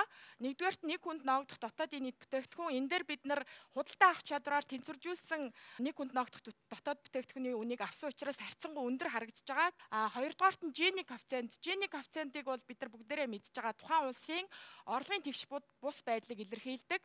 Манай Монгол улсын хувьд бол 0.36 байна. Ядуурлын түвшин 27.4, дундаж цалин мөн худалдаа авах чадвараар тэнцвэржүүлсэн үнээр $740 байна 2014 оны тооцоолоор. Тэгэхээр бид нар манай Монгол улсын хувьд юу хамгийн их түшээж байгаа вэ гэхээр за Жини коэффициентийн хувьд бол бүгдээрээ мэдж байгаа. Өндөр хөгжилтэй орнууд хүртэл баян ядуугийн ялгаа ихтэй, орлогын тэгш бус байдал бол өндөртэй байх тохиолдол нилээдгүй байдаг. Манай орны хувьд бол хэтэрхий одоо түгшээсэн асуудал болж ирж байгааг бид нар бүгдээрээ мэдж байгаа. Баян ядуугийн ялгаа их гарч ийн орлогын тэгш бус хуваарлт өндөр байна. Жишээлбэл бид нар энийг юугаар харж үзэх вэ гэхээр 20 хүртэлх сая төгрөгийн хадгаламж эзэмшигчид нийт хадгаламж эзэмшигчдийн 98% эзэлж байгаа байхгүй. Тэгэхээр үлдсэн хувь нь зөвхөн хүн амын 2% эзэлж байна гэдэг нь хангалттай хүн амын биш хадгаламж эзэмшигчдийн 2% эзэлж байна гэдэг нь хангалттай бол үзүүлэлт төдийлөн биш гэдгийг бид нар хүлээнцэж өрөх бах. Хоёрдугаарт ер нь бүгдээрээ мэдж байгаа. Одоо манай Монгол улсын нийт одоо баялаг хүн амын 10% хүрэхгүй хувьтай хүмүүс төвлөрч байгаа. Энэ нас нөгөө талдаа орлогын болон бусад тэгш бус байдал улам одоо ихсэж байгааг илэрхийлж байгаа. Энэ эргээд эдийн засгийн болон нийгмийн тэгш бус байдлыг одоо улам дамжруулна. Эргээд энэ нь мэдээж янз бүрийн гэмт хэрэг зөрчил одоо амьдралдаа хангалтгүй байдал энэ нэргээд одоо улс орон сайхан байтугай аргаш нь ухраасан ийм алхмуудад хүргэнэ гэдгийг бид бүгдээрээ мэдж байгаа. Хамгийн сэтгэл түгшээсэн үзүүлэлт бол мэдээж ядуурлын түвшин байна. 27.4%-тай түрүү манайхан бас дурдсан 20-30%-тай явсаар ирлээ гэд. Энэ үзүүлэлт бол Дэлхийн банкны тооцоолсон үзүүлэлт байгаа. Өнөөдөр бид нар Намиб, Косово зэрэг улсуудтай дүүж очиж байна гэдг нь бол мэдээж хангалттай үзүүлэлт биш. Сүүлийн хэдэн жилүүдэд бид бүгдээрээ одоо уул уурхайн салбарын өсөлт хөгжилтөөс хамаарат маш их эдийн засгийн өсрөнгүй хөгжлийг хийх нэ гэж ярьжсэн боловч эргээд яг дотоод одоо байдлаа харахад эдийн засгийн үзүүлэлтүүдээрээ дамнаад байдлаа үнэлж дүгнэхэд хангалттай түвшинд бол ерөөсөө хүрээгүй байдлууд харагдаж байгаамаа. Тэгэхээр ядуурлын түвшингээс гадна бид нар дундаж цалин бас нэмж үзүүлэлт олгож авч үзсэн. Хамгийн сүүлд 2014 оны байдлаар үндэсний статистикийн хорооноос мэдээлснээр дундаж цалин Монголд бол тодорхой хэмжээр өссөн. Өнөөдрийн байдлаар тухайн үеийн байдлаар 844 мянган төгрөг байна гэж үзсэн. Тэгээд эдийн засгийнхаа үйл ажиллагааныхаа салбаруудаар цалин аваад үзвэл хамгийн өндөр одоо цалингийн түвшин уул уурхай болон олборлох үйлдвэрийн салбарт байгаа. Энэ нь 1,479 мянган төгрөг. Харин хуваараа аж ахуй эрхэлж байгаа буюу хүн хүсэлж өрхийн үйл ажиллагаа явуулж байгаа тэдгээр хүмүүст олгож байгаа цалин болохоор дунджаар 476 мянган төгрөг байгаа. Тэгэхээр энэ мэдээж чамлалтай үзвэл бид нар хангалуун сайхан амьдрал байтугай өдрөө зогоох асуудлын тухай ярихад хүрнэ. Дараагийн слайдаас бид нар ингээд харж олно. Тэгэхээр хувь хүн орлого хангалттай орлоготой байх тусмаа сайн сайхан амьдралын тухай ярина те. Гэтэл тэр хангалттай орлогыг бид нар хэрхэн яаж бий болгож болох вэ гэдэг чинь эргээд төрийн явуулж байгаа бодлого болон бусад аж ахуйн нэгжүүдийн хийж байгаа үйл ажиллагаанаас хамаарж байна. Тэгэхээр хангалтгүй орлоготой хүн бол зөвхөн хоол хүнс орон гэрийнхээ асуудлыг шийдэх төдий суурь хэрэгцээгээл хангах төдий. Хэрвээ хангалттай орлоготой байх юм бол бид нар хамгийн дээдлийн түвшин болох өөрийгөө нээх, тэгээд мэдлэгээ сайжруулах гэд бусад олон асуудалд анхаарч болох нь улмаар цаашаа хөгжил ярих боломж бүрдгэнэ. Тэгээ бид нар бүгдээрээ тодорхой хэмжээний зорилго тавьж үзсэн. Энэ нь зүгээр хий тэнгэрээс авсан тоонууд бол биш. Тодорхой хэмжээний тооцоолтой тоонууд эх 10 жил жишээлбэл нэг хүнд ногдох дотоодын нийт бүтээгдэхүүнийг $18,000 түргэн. Дараагийн 10 жилд $28,000 бүр цаашлаад 2050 онд $45,000 түргэн гэсэн ийм боломж бий болохыг одоо тооцоолоор харуулсан. Эргээд бидний эдгээр үзүүлэлтүүдэд эргээд харьцуулаад бусад улсуудад харьцуулаад үзэхэд 2025 оны зорилго маань өнөөгийн Турк улстай, 2035 оны маань зорилго өнөөгийн Чех улстай, 2050 оны маань зорилго өнөөдрийн Швед улстай дүүц очихоор ийм зорилго байгаа. Тэгэхээр та бүхэн тэр графикаас харж олно тухайн эх 10 жил 7.7% өсөлттэй, тэрний дараагийнх 6.2% өсөлттэйгээр тооцсон ийм дүн шүү. Тэгэхээр бусад үзүүлэлтүүдийн хувьд ч гэсэн та бүхэн харж үзэж олон Жени коэффициентыг жишээлбэл 2050 онд 0.25 мэдээж 0 руу төхөд бол тун хэцүү те, бүгд тэгш сайхан амьдрна гэдэг үл хэцүү. Тэгтэл орлогын ялгааг аль болгох баян ядуугийн ялгааг аль болгох багасгах зорилго тавина боломжтой гэж үзэж байгаа. Ядуурлын түвшин жишээлбэл 2050 онд 5% гэх мэтчлийн слайдаас та бүхэн манай бидний одоо зорж байгаа зорилгын талаарх мэдээллийг харж олно. Тэгээд эдгээр бүх үр дүнд хэрхэн яаж хүрч болох вэ гэдгийг бид нар бүгдээрээ төсөөлж бодож олно. Хамгийн гол нь хэрэгжүүлж байгаа, явуулж байгаа төр засгийн бодлого, тэгээд улс төрийн болон төрийн тогтвортой байдал, бид бүхний чадах одоо тэмүүлэл зорилго бүхнээс шалтгаална. Эргээд хамгийн гол нь бидний хийх сонголтоос хамаарна. Мэдээж хамгийн том сонголт бол биднэрт олгогдож байдаг улс төрийн сонголт буюу сонгуулиар олгогдож байгаа, иргэн бүрд олгогдож байгаа сонгуулийн эрх маань байгаа юм аа. Тэгэхээр энэ тавьсан тухайн онуудад хүрэх зорилгод хэрхэн хүрэх талаарх одоо танилцуулгыг манай дараагийн илтгэгч тулга баялаг бүтээх гэдэг сэдвийн дор танилцуулах болно. Та бүхэнд баярлалаа. Хөгжлийг материаллык талаас нь эрэлхийлсэн бидний өнгөрсөн 25 жил нийгмийг ёс суртахуун үнэт зүйлс зориг тэмүүллээс нь хит хол алсруулжээ. Өөрчлөлт, шинжилэлт, хөгжил дэвшлийг бид өндөр байшин, өргөн зам, техник технологиор хэмжих бус. Иргэдийнхэн ухамсар, боловсрол, хариуцлага, ёс суртахуун, нэгдмэл зориг үнэт зүйлсээр нь хэмжих ёстой. Өдрөөс өдөрт уруудан дороотож буй хүрээлэн байгаа орчин минь сануулсаар. Өндөр хариуцлагатай мэдлэг боловсролыг эрхэмлсэн хүсэл тэмүүллээрээ зэвсгэлсэн мянган мэрэгжил боловсролтой шинэ үеийнхэн эх орнон зөв хандлага, хөгжил дэвшилт хөдөлгөөр зорилгоо нэгтгэх цаг иржээ. Монгол улсад баялаг бүтээх тухай миний нэлтгэл бус нөхдийн нэлтгэлийн нэгэн адил 3 хэсгээс бүрдэнэ. Бид хаана байна вэ? Ямар зорилго тавьж байгаа вэ? Тэр зорилготой хэрхэн хүрэх вэ гэсэн бүтцтэй байгаа. Монгол улс ямар хэмжээний баялаг бүтээдэг вэ? Дэлхийн олон улсын байгууллагуудын гаргасан харьцуулсан судалгаанаас үзэхэд эдийн засгийн хэмжээгээр дэлхийн 190 орчим орнуудаас Монгол улс бол 130 орчимд жагсаж байна. Нэг хүнд ногдох дотоодын нийт бүтээгдэхүүний хэмжээ 100 дугаар байр орчимд байгаа. Яг орчимд гэж яриад байгаа нь хэд хэдэн судалгааны харьцуулсан дүнгууд үйл ялыг зөрж байгаа гэсэн хэдиж ерөөхдөө бол дундчилгаар энэ хэвд байгаа юм. Тэгвэл энэ багахан баялгаа бид яаж бүтээж байна вэ гэдгийг задлж үзэх хэрэгтэй байгаа. Баялаг бүтээж эдийн засгийн салбаруудыг ерөөхдөө 4 ангиж авч үздэг аргачлал. Би энэ аргачлалын дагуу авч үзэх юм бол нэгдүгээрт буюу анхдагч салбар энд уул уурхай хөдөө аж ахуйн салбар багтж байгаа.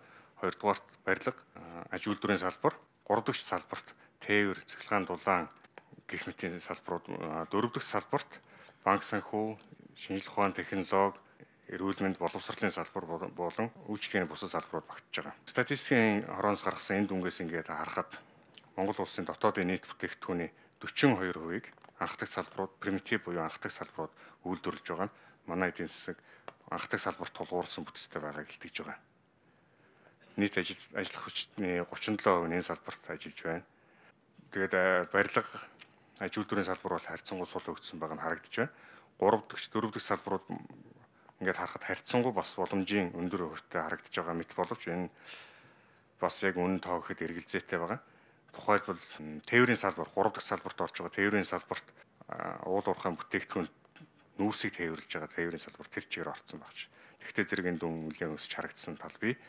Дөрөвдөгч салбарт эрүүл мэнд боловсролын салбар нэлээд томоор харагдаж байгаа боловч энэ бас эргээд аваад үзэхэд социализмоос улбаатай дэд бүтцийн томхон хэсэг нь ингээд орцсон харагдаад байгаа юм аа.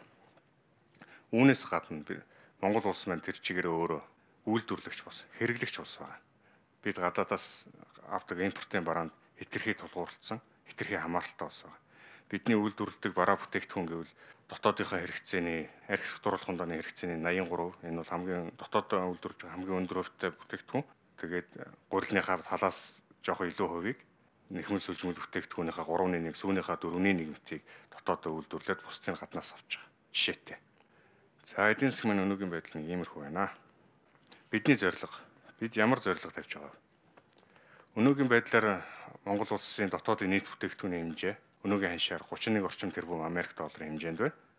Үүнийг бид тавьсан зорилттой ойрын дунд болон урт хугацааны гэсэн зорилтуудыг дэвшүүлэн ажиллаж байгаа. Үүнд ойрон буюу 10 жилийн дараа бид энэ тоог 63 тэрбум ам долларын хэмжээнд хүргэх хэрэгтэй. 35 оны үед энэ тоог 108 Америк долларт 2050 он гэхэд энэ тоог 185 тэрбум Америк долларын хэмжээнд хүргэх хэрэгтэй байгаа. Тэгээ ийм хэмжээний баялаг бүтээх эдийн засгийн бүтц маань ямар шугам байх вэ гэдээ ингээд аваад үзэх юм бол одоо байгаа эдийн засгийн бүтцийг бол бид бүгд мэдж байгаа. Топ 100 аж ахуйн нэгжүүдийн жагсаалтаас харахад одоо эдийн засгийн өнөөгийн бүтц бол ерөөхдөө тодорхой байгаа. Үүнийг бид өөрчилж 2025 он гэхэд үйлдвэрлэгч улс болох зорилго дэвшүүлээд байгаа. Капитализмыг алгасч болдгүй юм байна гэхчээр аж үйлдвэржилтийг алгасч хөгжлийн бүтээсэн загвар ерөөсөө гараагүй байгаа. Тийм болохтой зэрэг ямар ч байсан эхний ээлжинд бид аж үйлдвэржилтийг хөгжүүлэх ажил шургуу идэвхтэй орох ёстой. Энэ үед бид аж үйлдвэржилтийг хөгжүүлж анх дахь салбараас үйлдвэрлэгч улс болох чиглэлд орох ёстой байна. За тэгээд дунд хугацааны буюу 35 оны үед бид эдийн засгийн 2 дахь буюу 3 дахь салбаруудыг хөгжүүлэх тал дээр илүү төлөвлөгөө ажиллах ёстой. Үүний нэгэн адил 2050 он гэхэд бид технологиор мэдлэгт суурилсан үйлдвэрлэгч бүтээгч улс болох ёстой. Энэ үед бол эдийн засгийн 3 дахь 4 дахь салбарууд илүү хөгжил дэвшлийн өндөр оргил төрж баялагийг бүтээхэд бий голлох хувь нэмрийг оруулж авах хэрэгтэй байна. За энэ зорилгодоо бид яаж хүрэх вэ? Баялаг бүтээх стратегийг бид ерөнхийдөө ингэж томьёолж байгаа. Кластер хөгжлийн загварт тулгуурласан байх ёстой. Стратегийн хөрөнгө оруулалтыг ухаалгаар хийх ёстой. Түнчлэн татварын оновчтой бодлогоор эдийн засгийнхаа хөгжлийг дэмжиж байх ёстой. Энэ гур бол харьцангуй чухал ойлголтууд гэж үзэж бид сонгож тавьсан байгаа. Үүнээс гадна баялаг бүтээхтэй бидний баримтлах зарчим бол байгаль талгүй, хор хөнөөл багтай байх. Монгол үндэстний онцлогийг тусгасан үндэсний оршихуйг баталгаажуулсан байх. 3 дугаарт мэдлэг суурилсан технологи, мэдлэг шингээсэн бүтээгдэхүүн баялаг үйлдвэрлэж байх ёстой. Улмаар 2025 он гэхэд бид үндэсний брэндүүдийг бий болгоцсон байх ёстой. 2035 он гэхэд үндэсний томоохон компаниудыг бий болгож 2050 он гэхэд үндэстэн дамсан корпорациудтай болох зорилго тавьж ажиллаж байгаа. Бид бол энэ зорилгыг биелүүлэх бүрэн боломжтой гэж үзэж байгаа бөгөөд энэ бүгдийн эцэст дүгнж хэлэхэд энэ зорилгоодыг биелүүлэхэд 25, 35, 50 оны энэ зорилгоодыг биелүүлэхэд чиглэсэн Монгол зорилго гэдгийг бид дэвшүүлж байгаа. Энэ зорилгодоо хүрэх үндэсний хөгжлийн стратегийг базаж гаргах шаардлагатай байна. За та бүхэнд анхаарал тавьсанд баярлалаа. Одоо бид дараагийн хэлтгч Наран баярыг барья.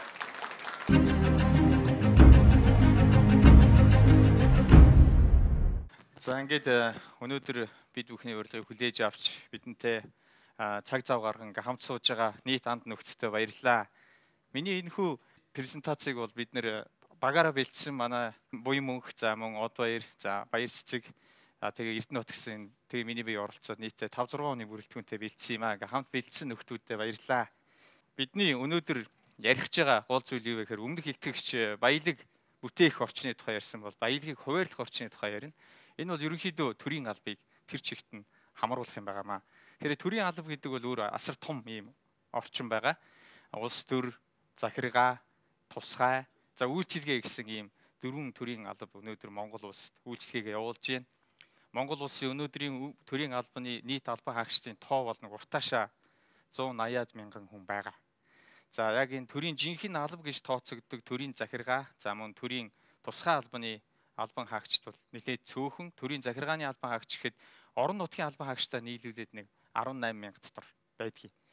Тэгээд ийм жижигхэн атлаа яагаад ийм том асуудал үүсгээд байна вэ?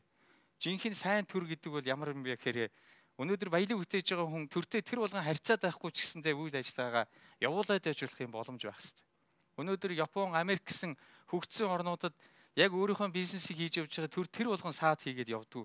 Тэр болгон төрийн албан хаагчтай уулзаад байх шаардлага байдгүй. Байгаа байхгүй мэдэгддэг. Гэхдээ чухал юмн дээр байгаа оршихуй нь бол маш хүчтэй харагддаг. Ийм төр байна. Энэ төрийн чинь цаана юу вэ гэхээр чадвартай төр байгаа. За тэгэхээр энэ өнөөдөр бол улс төр маань ёс зүйгүй, төрийн алба маань чадваргүй, нийгмийн хариуцлагагүй, хувийн хөвшил гэсэн ийм огтлолцол дээр өнөөдрийн нийгэм оршиж байна. Энэ бол уг нь нэг дор байх учиргүй юм гэтэл нэг цэг дээр цуглдсан. Өнөөдөр улс төрчид төрийн алба за хувийн хвшлэгч гэсэн гартаа атгцсан ингээд нэг цэг дээр оршиж байгаад манай өнөөдрийн нийгмийн эмгэнэл байна гэж бид харж байна. Энэ горыг бид өөрсдөө амсаж байна. Тодорхой хэмжээнд уг нь ган гурвалжин буюу ийм төмөр гурвалжин гэсэн ийм ойлголт нийгмийн ухаанд байдаг. Ёс зүйтэй улс төр, чадвартай төрийн алба, нийгмийн хариуцлагатай хувийн хвшил тодорхой зайд өөрсдийнхөө орон зайг бий болгож ийм гурвалжин үүсгэж явах хэрэгтэй. Эдгээр нь бол нэг цэг дээр очиж болохгүй. Өнөөдөр манай дээр нэг цэг дээр ирсэн энэ байдал 20 жил үргэлжилсэн учраас өнөөдөр бид горыг намсаж байна. За ингэхээр ийм байдал дээр төрийн бодлого маань явах нэ гэж ингэж бид ойлгох нь. За энэ ёс зүйн улс төр, чадваргүй төрийн алба, нийгмийн хариуцлагагүй хувийн хвшил гэдэг бол өөрөө их чухал ойлголтууд шүү гэдгийг хэлье. Яагаад гэвэл нийгэм тэр хоёр бол тодорхой хэмжээнд зайтай хоорондоо. Өнөөдөр нийгэм ямар байна? Төрн тэр тусгал нь болж явдаг. Ийм учраас өнөөдөр хувийн хвшилч гэсэндээ одоо менежмент дээр нийгмийн хариуцлагатай хандаж эхлэхгүй бол төр маань ч гэсэн ийм байдалтай л байгаад байна гэдгийг бас анхаарах хэрэгтэй. Бид хаана анхаарах хэрэгтэй. Тийм учраас өнөөдөр бид нар энэ яагаад ийм төр маань ийм чадваргүй байдалд орчвоо? Ухаангүй ноёнд урагшгүй албат гэж манайхан дээрвээс ярьж ирсэн. Магадгүй улс төрчид ухаантай байж магадгүй. Ухаантай ноёнд урагшгүй албатууд бид яагаад бий болгоч вэ? Уг нь бол ухаантай ноёнд урагштай албатууд байвал манай улс өшөө илүү хурдан хөгжих байсан. За энэний гол шалтгааныг бид юу гэж харж байна гэхээр энэ гурвалжин дээр харж байна. Нэгдүгээрт томилгоо. За энэ бол хэдэн ч насны хүн төрийн албанд шууд ороод дээшээгээ төрийн нарийн бичгийн дарга гэсэн энэ өндөр албан тушаалыг шууд эзлэн авах боломжтойг харуулж байгаа. Нөгөө талдаа шараар тэмдэглэсэн гурвалжин бол ахлах мэргэжлэнээр зогсдог ихэвчлэн. Эднэр бол төрийн албаны шалгалтыг өгж орсон улсууд байна. Өнөөдрийн байдал юм байна. Тэгэхээр залуухан төрийн нарийн бичгүүд гүйлдэж байдаг. Залуухан газрын дарга нар гүйлдэж идэг. Маш залуухан одоо дөнгөж их сургуулаа төгссөн нөхөр ингээд том асуудал хариуцаад гүйлдэж явдаг. Энэ өнөөдрийн төрийн байдал бол ийм л байгаа. Юун залгамж чанар бодлогын залгамж. Би насыг төрийн албатай нэг холбоогүй. Гэхдээ бас туршлага гэж юм байдаг. Энэ хамгийн чухал байдаг. За тэгэхээр намын фракцийн томилгоо садан нутгийн хэлхээс мөнгөний ийм имийг өнөөдөр 90-с 2015 оны хооронд засгийн газар 13 удаа солигдож ерөнхий сайд 14 удаа солигдсон. За энэ хооронд бүх зүйл томилгоонууд явагдаж эхэлсэн гэдгийг анхаарья.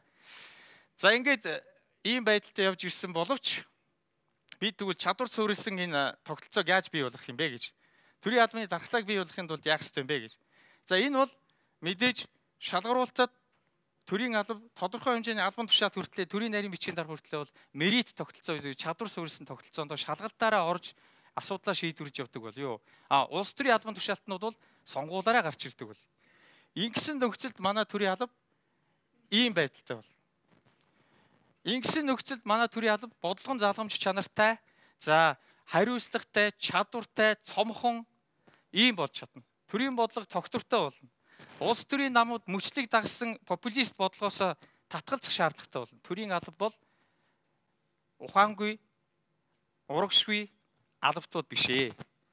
Төрийн алба бол баялаг бүтээсэн орчны баялагийг ухаалгаар зарцуулж 2050, 2025, 2030 гэсэн энэ онуудад бидний түрүүнд ярьсан зорилгыг түүчээж хүргэх ёстой хүмүүсээ.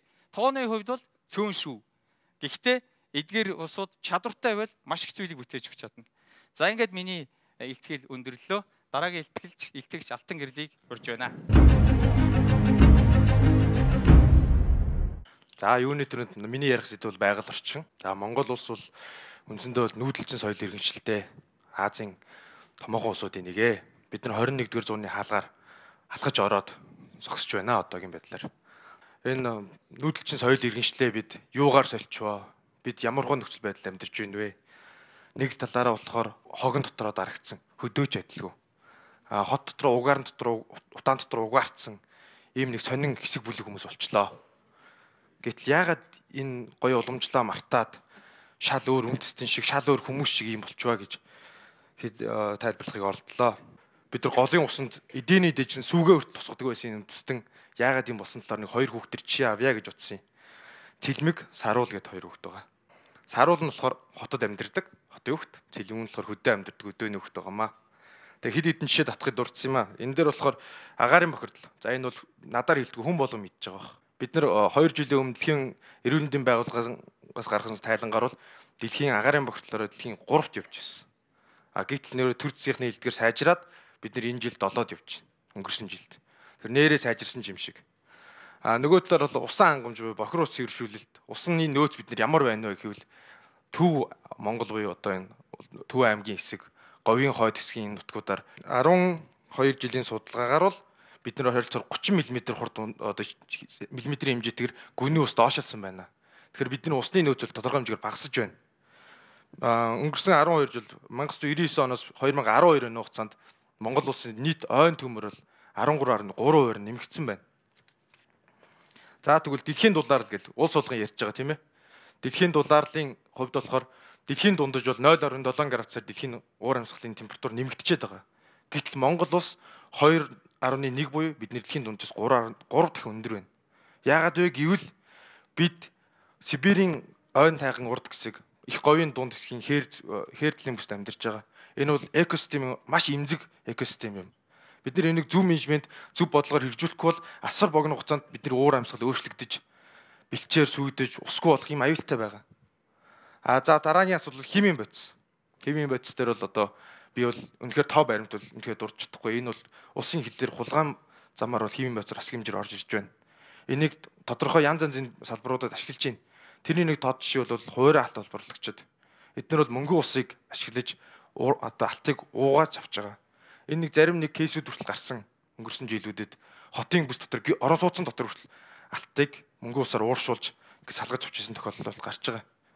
За хог хаягдал нэг 0% гэж тавьсан ба та нар гайхаж байгаа.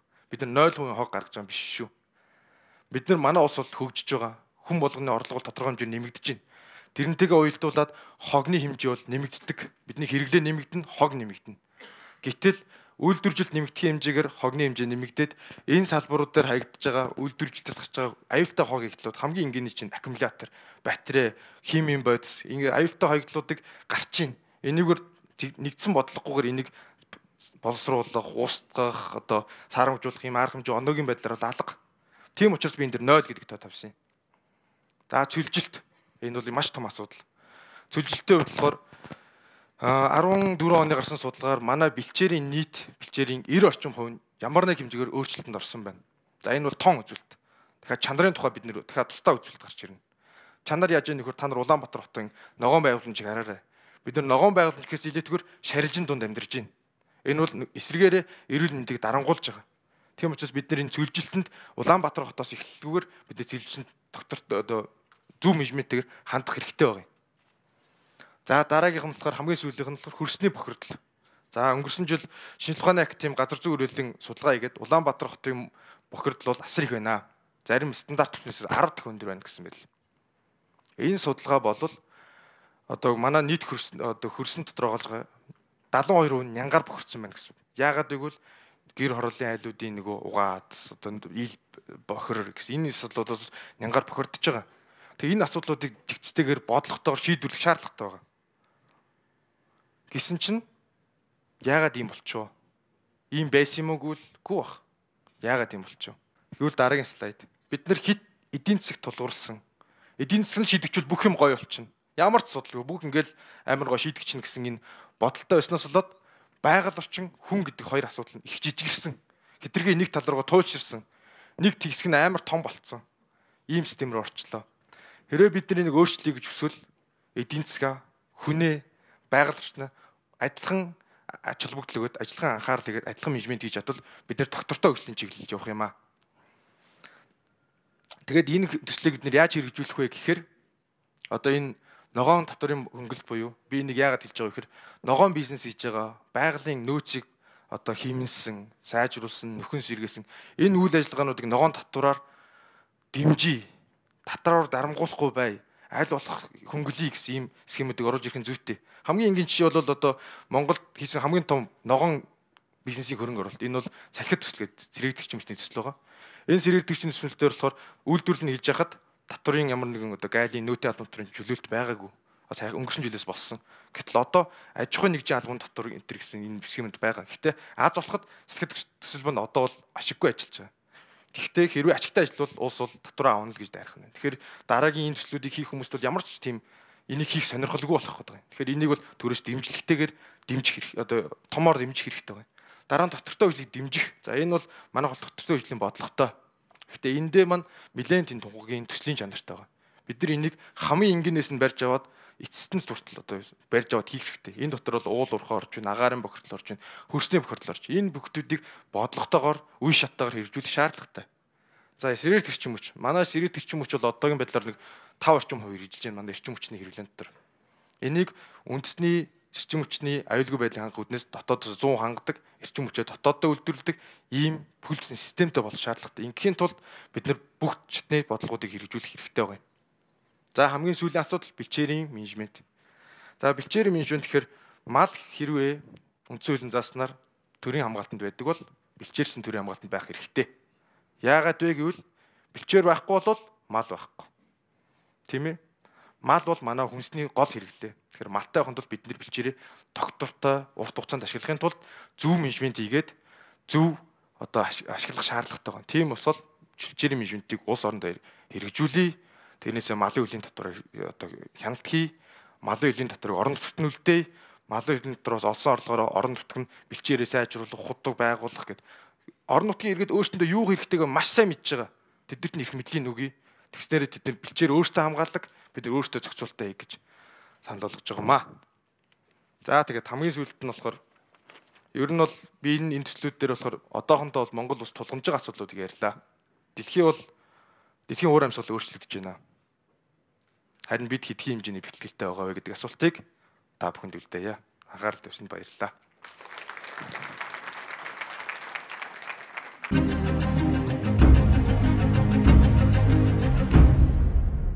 Телевизээр үзсэн багтай нэг хүүхэд рекламаар бид нар цунами болдгоо цөл газар, торнадо болдгоо тал газар амьдардаг. Тэгэхээр би нэг 2 мөрт нэмчмээр санагддаг юм. Ямар мөрт гэхээр бид нар хаанасаа нураад ирэх барилга дунд хаанаас ч гэсэн гараад ирэх машин дайрчих тийм ээ машинууд дунд амьдарч байгаа ийм орчинд амьдарч байна. За тэгэхээр бид нар эрхцүү орчны өнөөгийн нөхцөл байдлыг авч үзэхийн тулд бид нар зүгээр амьдралаасаа бидний эргэн тойронд юу болж байна тэр бүх зүйлээс бид нар хайх хэрэгтэй. Тэгэхээр та бүхэнд хэдэн тоо баримт дурдъя. За өнөөгийн нөхцөл байдал бол үнэхээр бидний бодож төсөлж байгаас хэцүү байгаа. За өнөөдөр зам тээврийн ослоор 2014 оны байдлаар ихэд одоо 888 хүүхэд зам тээврийн осолд өртсөн байдаг. Тэгэхээр энэ бүхэн хүүхдүүд зарим нь нас барсан, зарим нь тахир дутуу, хөгжлийн бэрхшээлтэй болох гэх мэт маш их тийм үр дагаврууд байдаг.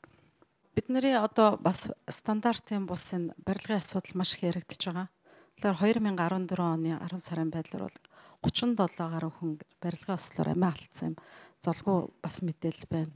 За тэгэхээр дэлхийн боолчлын байгууллагын судалгаанаас Монгол улсыг яг хүний наймны тал дээр 167 улсаас өнөөдөр 16-д чагсаж байгаа гэсэн юм одоо үзүүлэлт байна. Энэ бол одоо өнөөдөр Монгол улсад энэ төрлийн гэмт хэрэг маш их цэцэглэн хөгжиж байгааг бас харуулж байна. Тэгэхээр өнөөгийн байдлаар 25,700 хүн өнөөдөр бэлгийн боолчлолд байна гэсэн тоо байна. За гэтэл нөгөө талаас бид эдийн засгийн судалгааг харахад 9.3% хөгжсөн мэт тийм дүр зурагаас харж байгаа. Гэтэл амьдрал дээр энэ бүхэн эсэргээрээ. Тэр үүний шалтгааныг авч үзэхэд өнөөдөр Монгол улс авилгын асуудал маш их яригдцаарч ирсэн. Гэтэл энэ байдал маань сайжирч байна уу? 2012 оны байдлаараа авилгагүй байдлаараа Монгол улс 97 улсаас 67-д жагссан бол 2014 онд 99 улсаас 71-д жагсаж байна.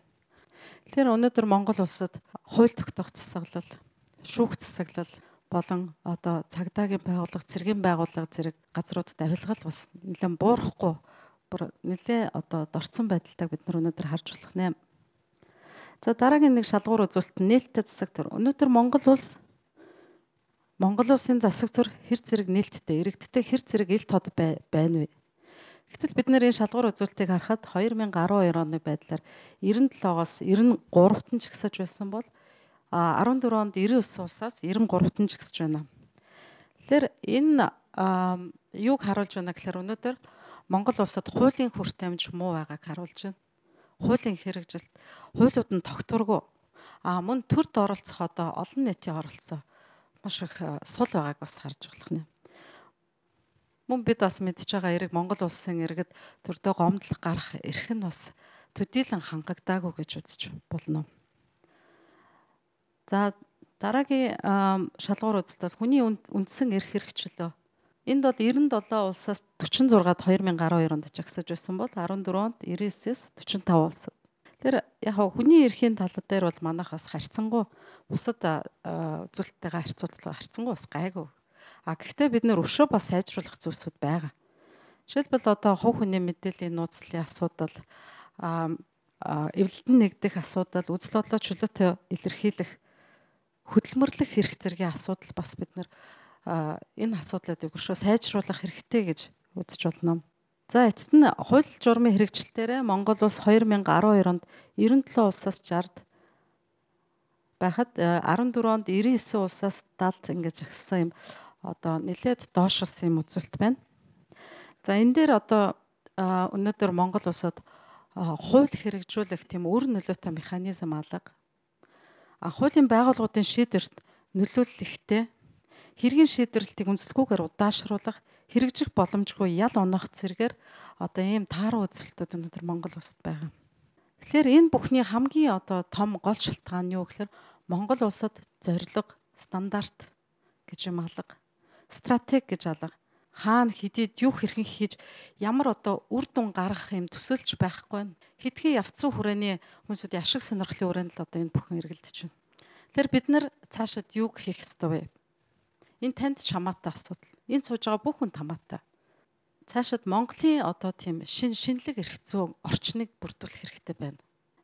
Нэг талаас бид оюун санааны харилцааг, хүн төрөлхтний соёл иргэншлийн ололт, хөгжлийн үнэт зүйлүүд, нөгөө талаас Монгол үндэсний соёл уламжлал ахуй, Монгол хүний үнэт зүйлд суурилж, өгүүлдүрлсэн, боловсруулсан хуулиар бид энийг зохицуулах хэрэгтэй. Нөгөө талаас нийгмийн материалыг техникийн шинжтэй харилцааг бид стандартад суурилах хэрэгтэй. Өнөөдөр Монгол улсад стандарт хэрэгтэй байна. Тэгэхээр бид энэ стандартыг гол стратеги болгох хэрэгтэй болчиход байна.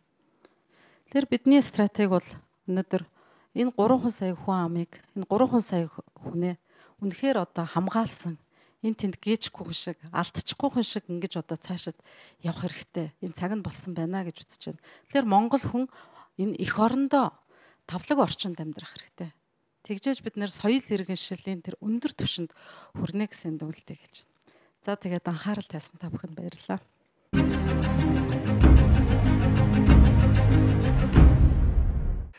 Өнөөдрийн илтгэлүүд маань ер нь ямар зорилготой байсан гэхээр нэг ийм 10 бүлэг байгааг бол та нар анзаарсан байх.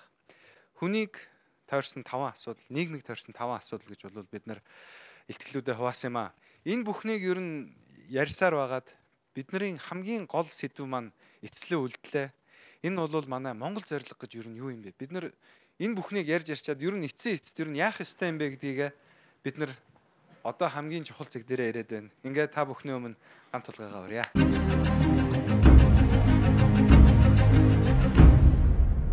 За бид нар ер нь саяны шторхтоор бас гарч байна тийм ээ.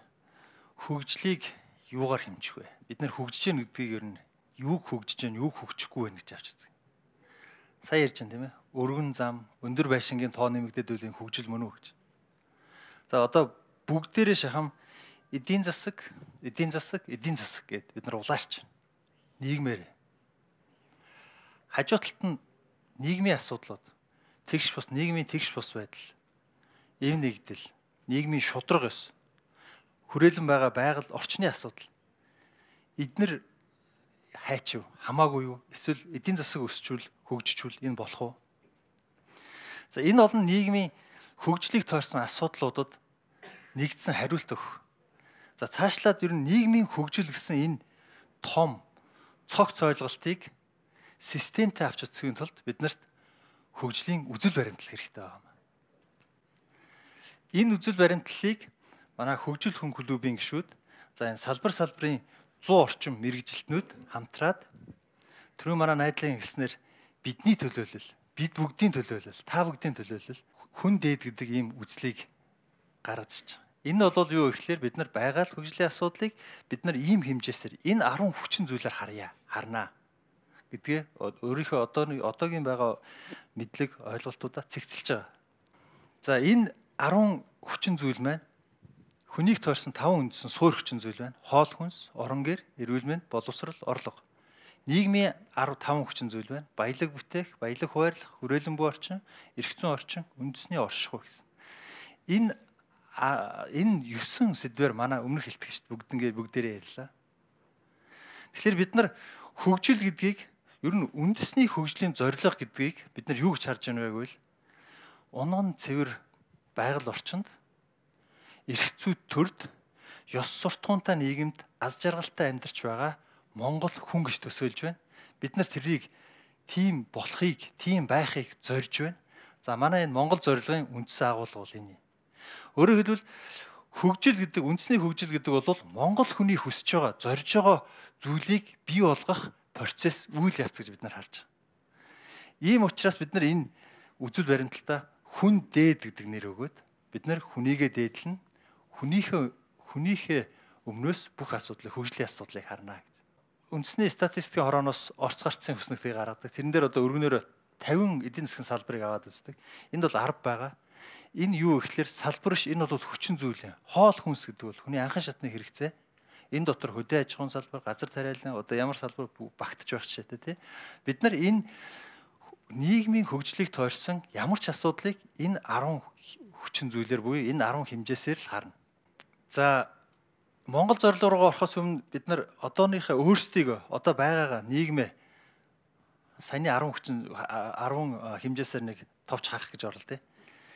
За сая өнгөрсөн энэ сарын 12-нд Сант Марл сангаас хийсэн судалгааны үр дүн та бүхэн харсан байх. Тэрэн дээр улс төр, нийгэм, эдийн засгийн нэн тэргүүнд тулгамдж байгаа асуудал юу вэ гэхээр судалгаанд оролцогчдын 32.2% нь ажилгүйдэл гэсэн байна. Хоёрдугаарт нь 17.8% нь амжиргаа гэсэн байна. Өөрөөр хэлбэл бид бүхэн амжиргаа залгуулах орлого. За тэр орлогоороо хүний анхны суур хэрэгцээ болсон хоол хүнс, өмсөх хувцас, орон гэрээ буюу энэ суур хэрэгцээг хангах асуудал болвол манай нийгэм, улс төр, эдийн засгийн тулгамдаад байгаа асуудлаа гэж манай арт түмэн үзэж байна. Тэгээ бид нар ерөнхийдөө нэг юм байдалтай байна. За Монгол зорилго маань одоо 2015 онд бид монголчууд бид бүгдээр хаана байна? 25, 35, 50 онуудад хаана очоор зорж байгаа? Энийг нэгтгэж байгаа, үзүүлж байгаа ийм хөтөлбөр байгаа. За 15 онд бид бүхэн хаана байна? Бидний одооны хэрэгжилж байгаа хэрэглээний 88%-аа бид нар гаднаас авч байна. Зөвхөн 12%-аа бид нар дотооддоо үйлдвэрлэж байна. За энэ импортыг задлаа харах юм бол маха, төмсөө бид нар яг дотооддоо 100% үйлдвэрлэж чадж байна. Ундаа согтууруулах ундааныхаа 84% бид нар дотооддоо үйлдвэрлэж байна. Гурилан бүтээгдэхүүний 64% бид нар дотооддоо үйлдвэрлэж байна. Бусад за энэс бусад ихэнх одоо юу гэдэг өмсөж байгаа хувцас, сунар бидний хүүхдүүдийн маань сургуультай аваа явж байгаа цүнх, дэвтэр, ном юу гэдэг тий? Базаа хэлбэл 88%-ийнхаа хэрэглээг бид нар гаднаас авч байна. За гадагшаа бид нар юу гаргаж байгаа вэ?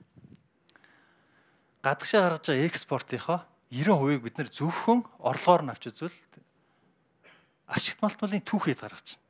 За үлдсэн 5% нь ноос ноолор бүтээгдэхүүн, үлдсэн 5% нь бусад экспортын бүтээгдэхүүн. За ноос ноолор дотор нь тэр арай бас нэмэн өртөг шингэсэн ч юм уу.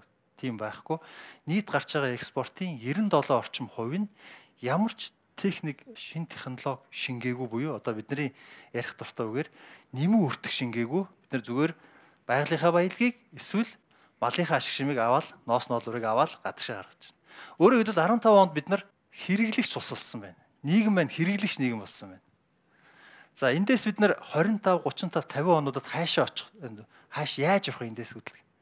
Нөгөө бид нар хөгжлийг харж байгаа 10 үндсэн хүчин зүйл байна. За энэ дээр бид нар сайн манай бүх илтгэгч нар энэ 10-аас 9-ыг нь маш дэлгэрэнгээр ярьсан. Тодорхой төвшөнд. За үндэсний оршихуйг л яриаггүй. Энэ бол энэ бүх хүчин зүйлүүд биелэлээ олж байж, зорилгоо биелж байж би баталгаачих асуудал болохоор энийг бид нар ярьсангүй. За би сая хүмүүсийнхээ манай илтгэгчтэй ярьсныг тоймлоод товчхоноор хөргүүлээ. Эхнээс нь за орон гэрийн асуудал байна. За магадгүй хоол хүнсээс эхлэх хэрэгтэй байх л та. Хоол хүнс. За хоол хүнсийг 25 онд ямар болох вэ гэхээр ядаж энэ бүс нутгийнхаа хэмжээнд Азийн стандартад дагуу ямар хоолыг эрүүл хоол гэж байна. Тийм хоол хүнс хэрэглэмээр байна. Салбарын хувьд эн чинь цааталтан хөдөө аж ахуй газар тариалны эднээс салбар байгаа хоол хүнстэй холбоотой. Энэ салбарын хувьд экологийн бүтээгдэхүүнүүдийг бид нэр экспортлдог болъё гэж байна. 35 онд бид нар хөгжингүй орны стандартын хэмжээнд хүрсэн Монгол хүн хоол хүнс, эрүүл хоол хүнс иддэг болъё. За салбарын хувьд аваад үзвэл дэлхийн шилдэг технологиг өөртөө шингээж чадсан тийм эцсийн бүтээгдэхүүнийг экспортлдог болъё. 50 онд өндөр хөгжилтэй орны түвшинд стандартын дагуу эрүүл хоол хүнс хэрэглэдэг болъё. Салбарын хувьд аваад үзвэл өндөр хөгжсөн кластеруудыг, үйлдвэрлэлийн кластеруудыг бид нар их орондоо бий болгоё гэж ярьж байна. За энэ хоол хүнстэй холбоотой эрүүл мэндийн асуудал байна. Эрүүл мэндийг эмнэлгийн байгууллага, үндсэн эрүүл мэндийн үйлчлэг үзүүлдэг эмнэлгийн байгууллага, эмнэлгийн үйлчлэгээ үзүүлэх үйлчлэгээ маань ингээд доош харцсан гурвалжин болцсон байна тийм ээ. Энийг эргүүлж нөгөө тийш хараа шүү дээ. Энэ бол тогтолцооны маш том өөрчлөлт яригдж байна. Хийх хэрэгтэй байна. За нөгөө талаас үндэсний эрүүл мэндийн даатгалын тогтолцоо байна. Эрүүл чирэг Монгол хүн байна. Өөрсдийнхөө сэтгэлгээг өөрчлөе гэж ярьж байна. Зорж байна. Бид нар эрүүл мэндийн үйлчлэгээ гэхэлэр заавал өвдсөн хойноо очиж эмнэлэгт үйлчлүүлдэг үйлчлэгээ бодоод байдаг. Бид нар сэтгэлгээгээ өөрчлөөд бид нар тогтолцоогоо өөрчлөөд өвтгөөс нь өмнө эрүүл чирэг байдаг тийм. Өвчин тусахгүй байх. Ийм тогтолцоор очихыг зорж байна. Орон гэр байна. 2025 онд бид бүхэн Улаанбаатар хотод гэр хороолол, хөдөө орон нутгад аймгийн төв, сумын төв, баригадын төв юу вэ? Монгол хүн суурьсан л газар бид нар дулаантай болмоор байна, халуун хүүтэн устай болмоор байна. Бохирийн асуудал манайхны хэлдгэр боловсон нойлоо шийдмээр. Бид нар энийг зорж байна. Суурьсан хаач очсон, хаач байсан бид нар хотод хөдөө хаач байсан. Бид нар энэ анхан шатныхаа энэ хэрэгцээг шийднэ. 35 онд Монгол иргэд төлбөрийнхээ чадварт нийцүүлсэн. Өөрийнхөө төлбөрийн чадвартаа тохируулсан сонголтоо хийгээд орон байр авч чаддаг болмоор байна. 50 онд байгальд халгүй хотууд гэж. Байгальд халгүй хот гэхэлэр бид бүхэн байгальтай яаж харьцдаг, хүн байгалийн харилцан шүтэх ёсны талаар хамгийн сайн мэддэг, өдөр тутмынхаа амьдралдаа бүр тэрийг хэрэгжүүлээд амьдралын хэв маяг болгож ирсэн юм нүүдэлчин соёл ахуйтай ард түмний хойч вэ. Бид нар 21-р зуунд шинэ Монгол гэр гэдэг шинэ Монгол хот, ер нь цаашд бол шинэ Монгол амьдралын хэв маягийг бид нар хүн төрөлхтөнд гаргаж тавьмаар байна, өгмөр байна, үзүүлмээр байна. Бид нар энийг хүсэж байна, энийг зорж байна. Байгаль орчныхан сайн ярьж байна. Ингээд хүн буюу нийгэм, эдийн засаг, байгаль орчны тэнцвэртэй, тогтвортой хөгжлийн асуудлыг энд гаргаж ирмээр байна. Боловсрал. За 25 онд бид нар Монгол соёлтой, Монгол үнэт зүйлтэй, Монгол эрхэмлэх зүйлтэй, өөрөөр хэлбэл Монгол язгуур чанар буюу Монгол айдентититэй хүнээ бид нар бэлддэг тогтолцоотой болмоор. Энэ боловсролын тогтолцоо гэхэлэр манай илтгэж ярьж байсан ганцхан аль бие усны сургууль, цэцэрлэг сургууль, дээд сургууль биш юм аа. Бид нар энийг юу боловсролын тогтолцоо гэдгээр гэр бүлийн хүүхд төрхөөс авахулаад, магадгүй төрхөөс өмнөх шатнаас авахулаад. Дараа нь нийгэмд гараа явж байхад нь хажуу талд нь ялангуяа нийгмийн ёс суртахуун, энэ моралыг барьж байгаа шашны байгууллага байна. Энэ бүгд орноо Монгол хүнийг бэлтгэд эдгээр бүгдээрээ нэг зүгт яв. Тэгэхээр эрх зүйн талаас үзэх юм бол энэ эрх зүй төртөө ёс суртахуунтай нийгмийг бид нар зохицлоомоор байна. За орлого, баялаг бүтээх, баялаг хуваарлах орчин. За эднэр дээр 2025 онд бид үйлдвэрлэгч эдийн засагта нэг хүнд ноогдох дотоодын нийт бүтээгдэхүүн худалдаа авах чадварыг тэнцвэржүүлсэн орлогоор өнөөгийн үнцээр $18,000 буюу өнөөгийн Турк улс гэсэн. 25 онд өнөөгийн Чех улс. 50 онд өнөөгийн Швед улсын дайны орлоготой болмоор байна. За энэ бий болгосон нийгмийн баялгаа буцаагаад хуваарлах төрийн тогтолцоо, баялаг хуваарлах орчин байна хэлж байна. Нэн төргөнд өтөр төргөн мерит тогтолцоон шилжих хэрэгтэй. Төрийн албаа чадваржуулах хэрэгтэй. Улс төрөөс ангид ган гурвалжинд айчих хэрэгтэй талаар манайхан ярьлаа.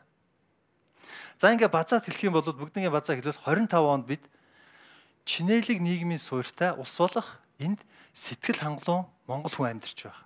35 онд хөгжингүй улсад амар тайван амьдарч байгаа Монгол хүн, 50 онд өндөр хөгжилтэй улсад аз жаргалтай амьдарч байгаа Монгол хүн болохыг, тийм байхыг бид хүсэж байна. Бид тэрний төлөө зорж байна. За та бүхэн анзаарч байгаа бох дээдлэлтэн байгаа одоо 15 он байна. 25, 35, 50 нөгөө сонгуулийн жилүүд үе сонгуулийн мөчлөгөөс жоохон ялгаатай тавьсан байна. Би энэ дээр ганц тайлбар хэлье гэж бодож байна. Энэ бидний гаргаж тавьж байгаа Монгол зорилго болвол Монгол зорилго энэ үндэсний сэргэн мандахын хөгжихийн үндэсний ашиг сонирхлыг илэрхийлж байгаа. Бидний өөрөөр хэлбэл алсын хараа 25, 35, 50. Энийг бид бүхэн сонгуультай хутгамааргүй байна. Сонгуулийн жилдээ хутгамааргүй байна. Улс төрчдөөс хүмүүс бид нар өөрсдөө Монгол үндэстнүүд бид энэ асуудлаас салгаж авмаар байна. Тэд нар энийг хийж чадах юм уу чадахгүй юм уу? Адилхан юм харж гинүү зорж гинүү? Яг энийг гэж байгаа юм биш. Энийг сайжруулад бариад явна. Ийм нэг юмны төлөө бид нар явж чадж гинүү те? Энэ зорилгоор бид нар өөрсдийнхөө зорилгыг улс төрчдийн сонгуулийн мөчлөгөөс тусдан сайж. Сонгуул болдгоороо болно. Бид бүхэн бид нар зорьсондоо хийдэг ажлаа хийдгээрээ хийгээ явна. За энийг хэн хийчихэд байгаа юм бэ гэж. Энийг бол бид бүгдийн төлөөлөл, бид гэдэг концепт тий бид бүгдийн энэ шинэ үе гэдэг нь залуу хөгшин гэхгүй тий манай эхний хэлтгэлээр найдлаа маань хэлжсэн. 90 оноос хойш бий болж байгаа монголчуудын шинэ үе байна. Насны хязгаарлалт хамаагүй. Шинэ үе гэдэг нь шал өөр нийгмийн тий өмнөх байсан нийгмээс шал өөр орчинд өссөн. Анхны удаа зах зээлийн эдийн засгийн онол заалгасан. Хаач бай, гадаад бай, дотоод бай тий. Ийм шинэ үеийн төлөөлөл болох хөгжил хүн клубын 100 орчим гишүүд бодлоо уралдуулад энд Монгол зорилгыг хамгаалж гаргаж ирж байгаа юм байна. Энэ хүмүүс өөрсдийнхөө ажлын туршлага бусад улс орнууд одоо яаж хөгжиж ирэх гэсэн замнал хамгийн гол нь Монгол үндэснэ гэсэн сэтгэлийн дуудлага энэ их хүсэл эрмэлзэл дээр бий болсон. Энэ бол зүгээр бидний мөрөөдлийн жагсаалт тулгаад тавьсан. Ингүүл гоё юм, тэгвэл сайхан ингэ тавьсан юм биш. Энэ бол бидний хүслийн жагсаалт биш. Энэ бол бидний хийх гэж байгаа ажлын төлөвлөгөөний нэг хэсэг гэж харж ойлгож байна. Бид дараагийнхаа арга хэмжээгээр юу вэ? Бид нар одоо хаана байгаагаа бид нар тодорхойллоо, дүн шинжилгээ хийлээ, ойлголоо. За хаашаа очих гэж байгаагаа бид нар Монгол зорилгоороо илэрхийллээ. За яаж очих зарчим дээр бас манай баялаг бүтээгдэхүүн бас ярьж байсан. Үндэснийхээ онцлог тохируулсан байх хэвээр, байгальд халгүй байх хэвээр, мэдлэгийг шингээж явах хэвээр, мэдлэг суйрлах хэвээр гэж. Тэгэхээр бид нар бүр салбар руу орсон стратеги, арга зам тэрийгэ дараагийн арга хэмжээгээр бид нар танилцуулна. За ер нь нийгмийн хөгжил гэсэн энэ цогцын том асуудлыг нэгдүгээрт бид нар маш системтэйгээр харах үзэл баримтлал хэрэгтэй. Хоёрдугаарт зорилгоо тодорхойлоод энэ зорилгодоо хүрэх нэгдсэн нэг стратеги хэрэгтэй. Нэгдсэн нэг төлөвлөлт хэрэгтэй. Тэгэхгүй бол энэ салбар бүрийн бодлого төлөвлөлтгээ ярихаар нэг том асуудлыг тал талаас нь мэрж байгаа юм шиг. Ерөөсө бодит төдөн гарахгүй. Тэгэхээр бид нар энэ асуудлаараа цааш нь дэлгэрүүлээд яаж очих юм, ямар арга замыг сонгов, ямар арга хэрэгсэл тактик баримтлав гэдгээ дараагийн арга хэмжээгээр та бүхэнд танилцуулах болно. Баярлалаа.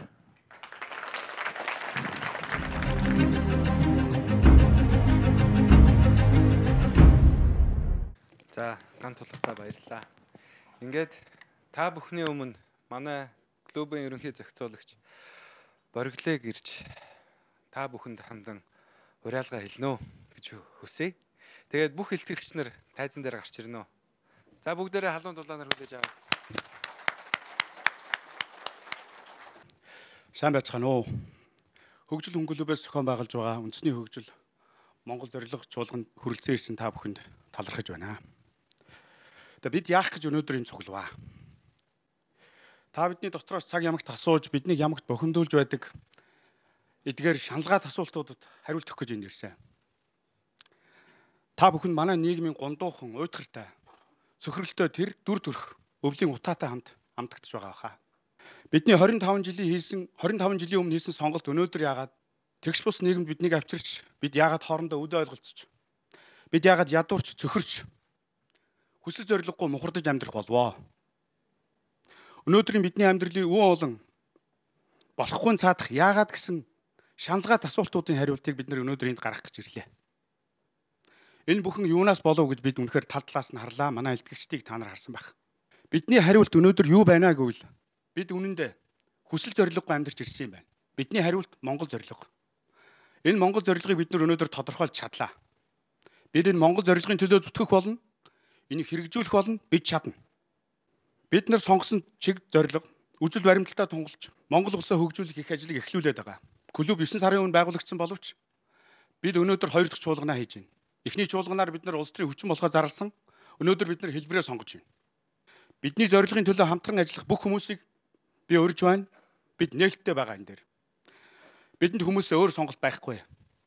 Бидний ажин түвжин чимээгүй амин хуваад довоо шарлуулсан энэ амьдрал бидний нийгмийг бидэнтэй хамт хөнөөнө. Одоо энэ цаг нь ирсэн.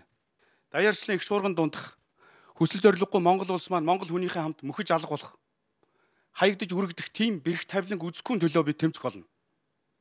Бидний ард бид нар та нар маань монголчууд байгаа. Би итгэлтэй байна. Бид итгэлтэй байгаа. Хүмүүсээ Монгол хүнийг дээд болгож Монгол улсыг хөгжилтэй улс болгох энэ их ажлын гараан дээр бидэнтэй хамтран ажиллах хүсэлтэй. Тийм зорилготой, тийм тэмүүлэлтэй бүх хүмүүсийг би хамтран ажилласаа гэж уриалж байна. Бидэнтэй нэгтгэх хүмүүсээ.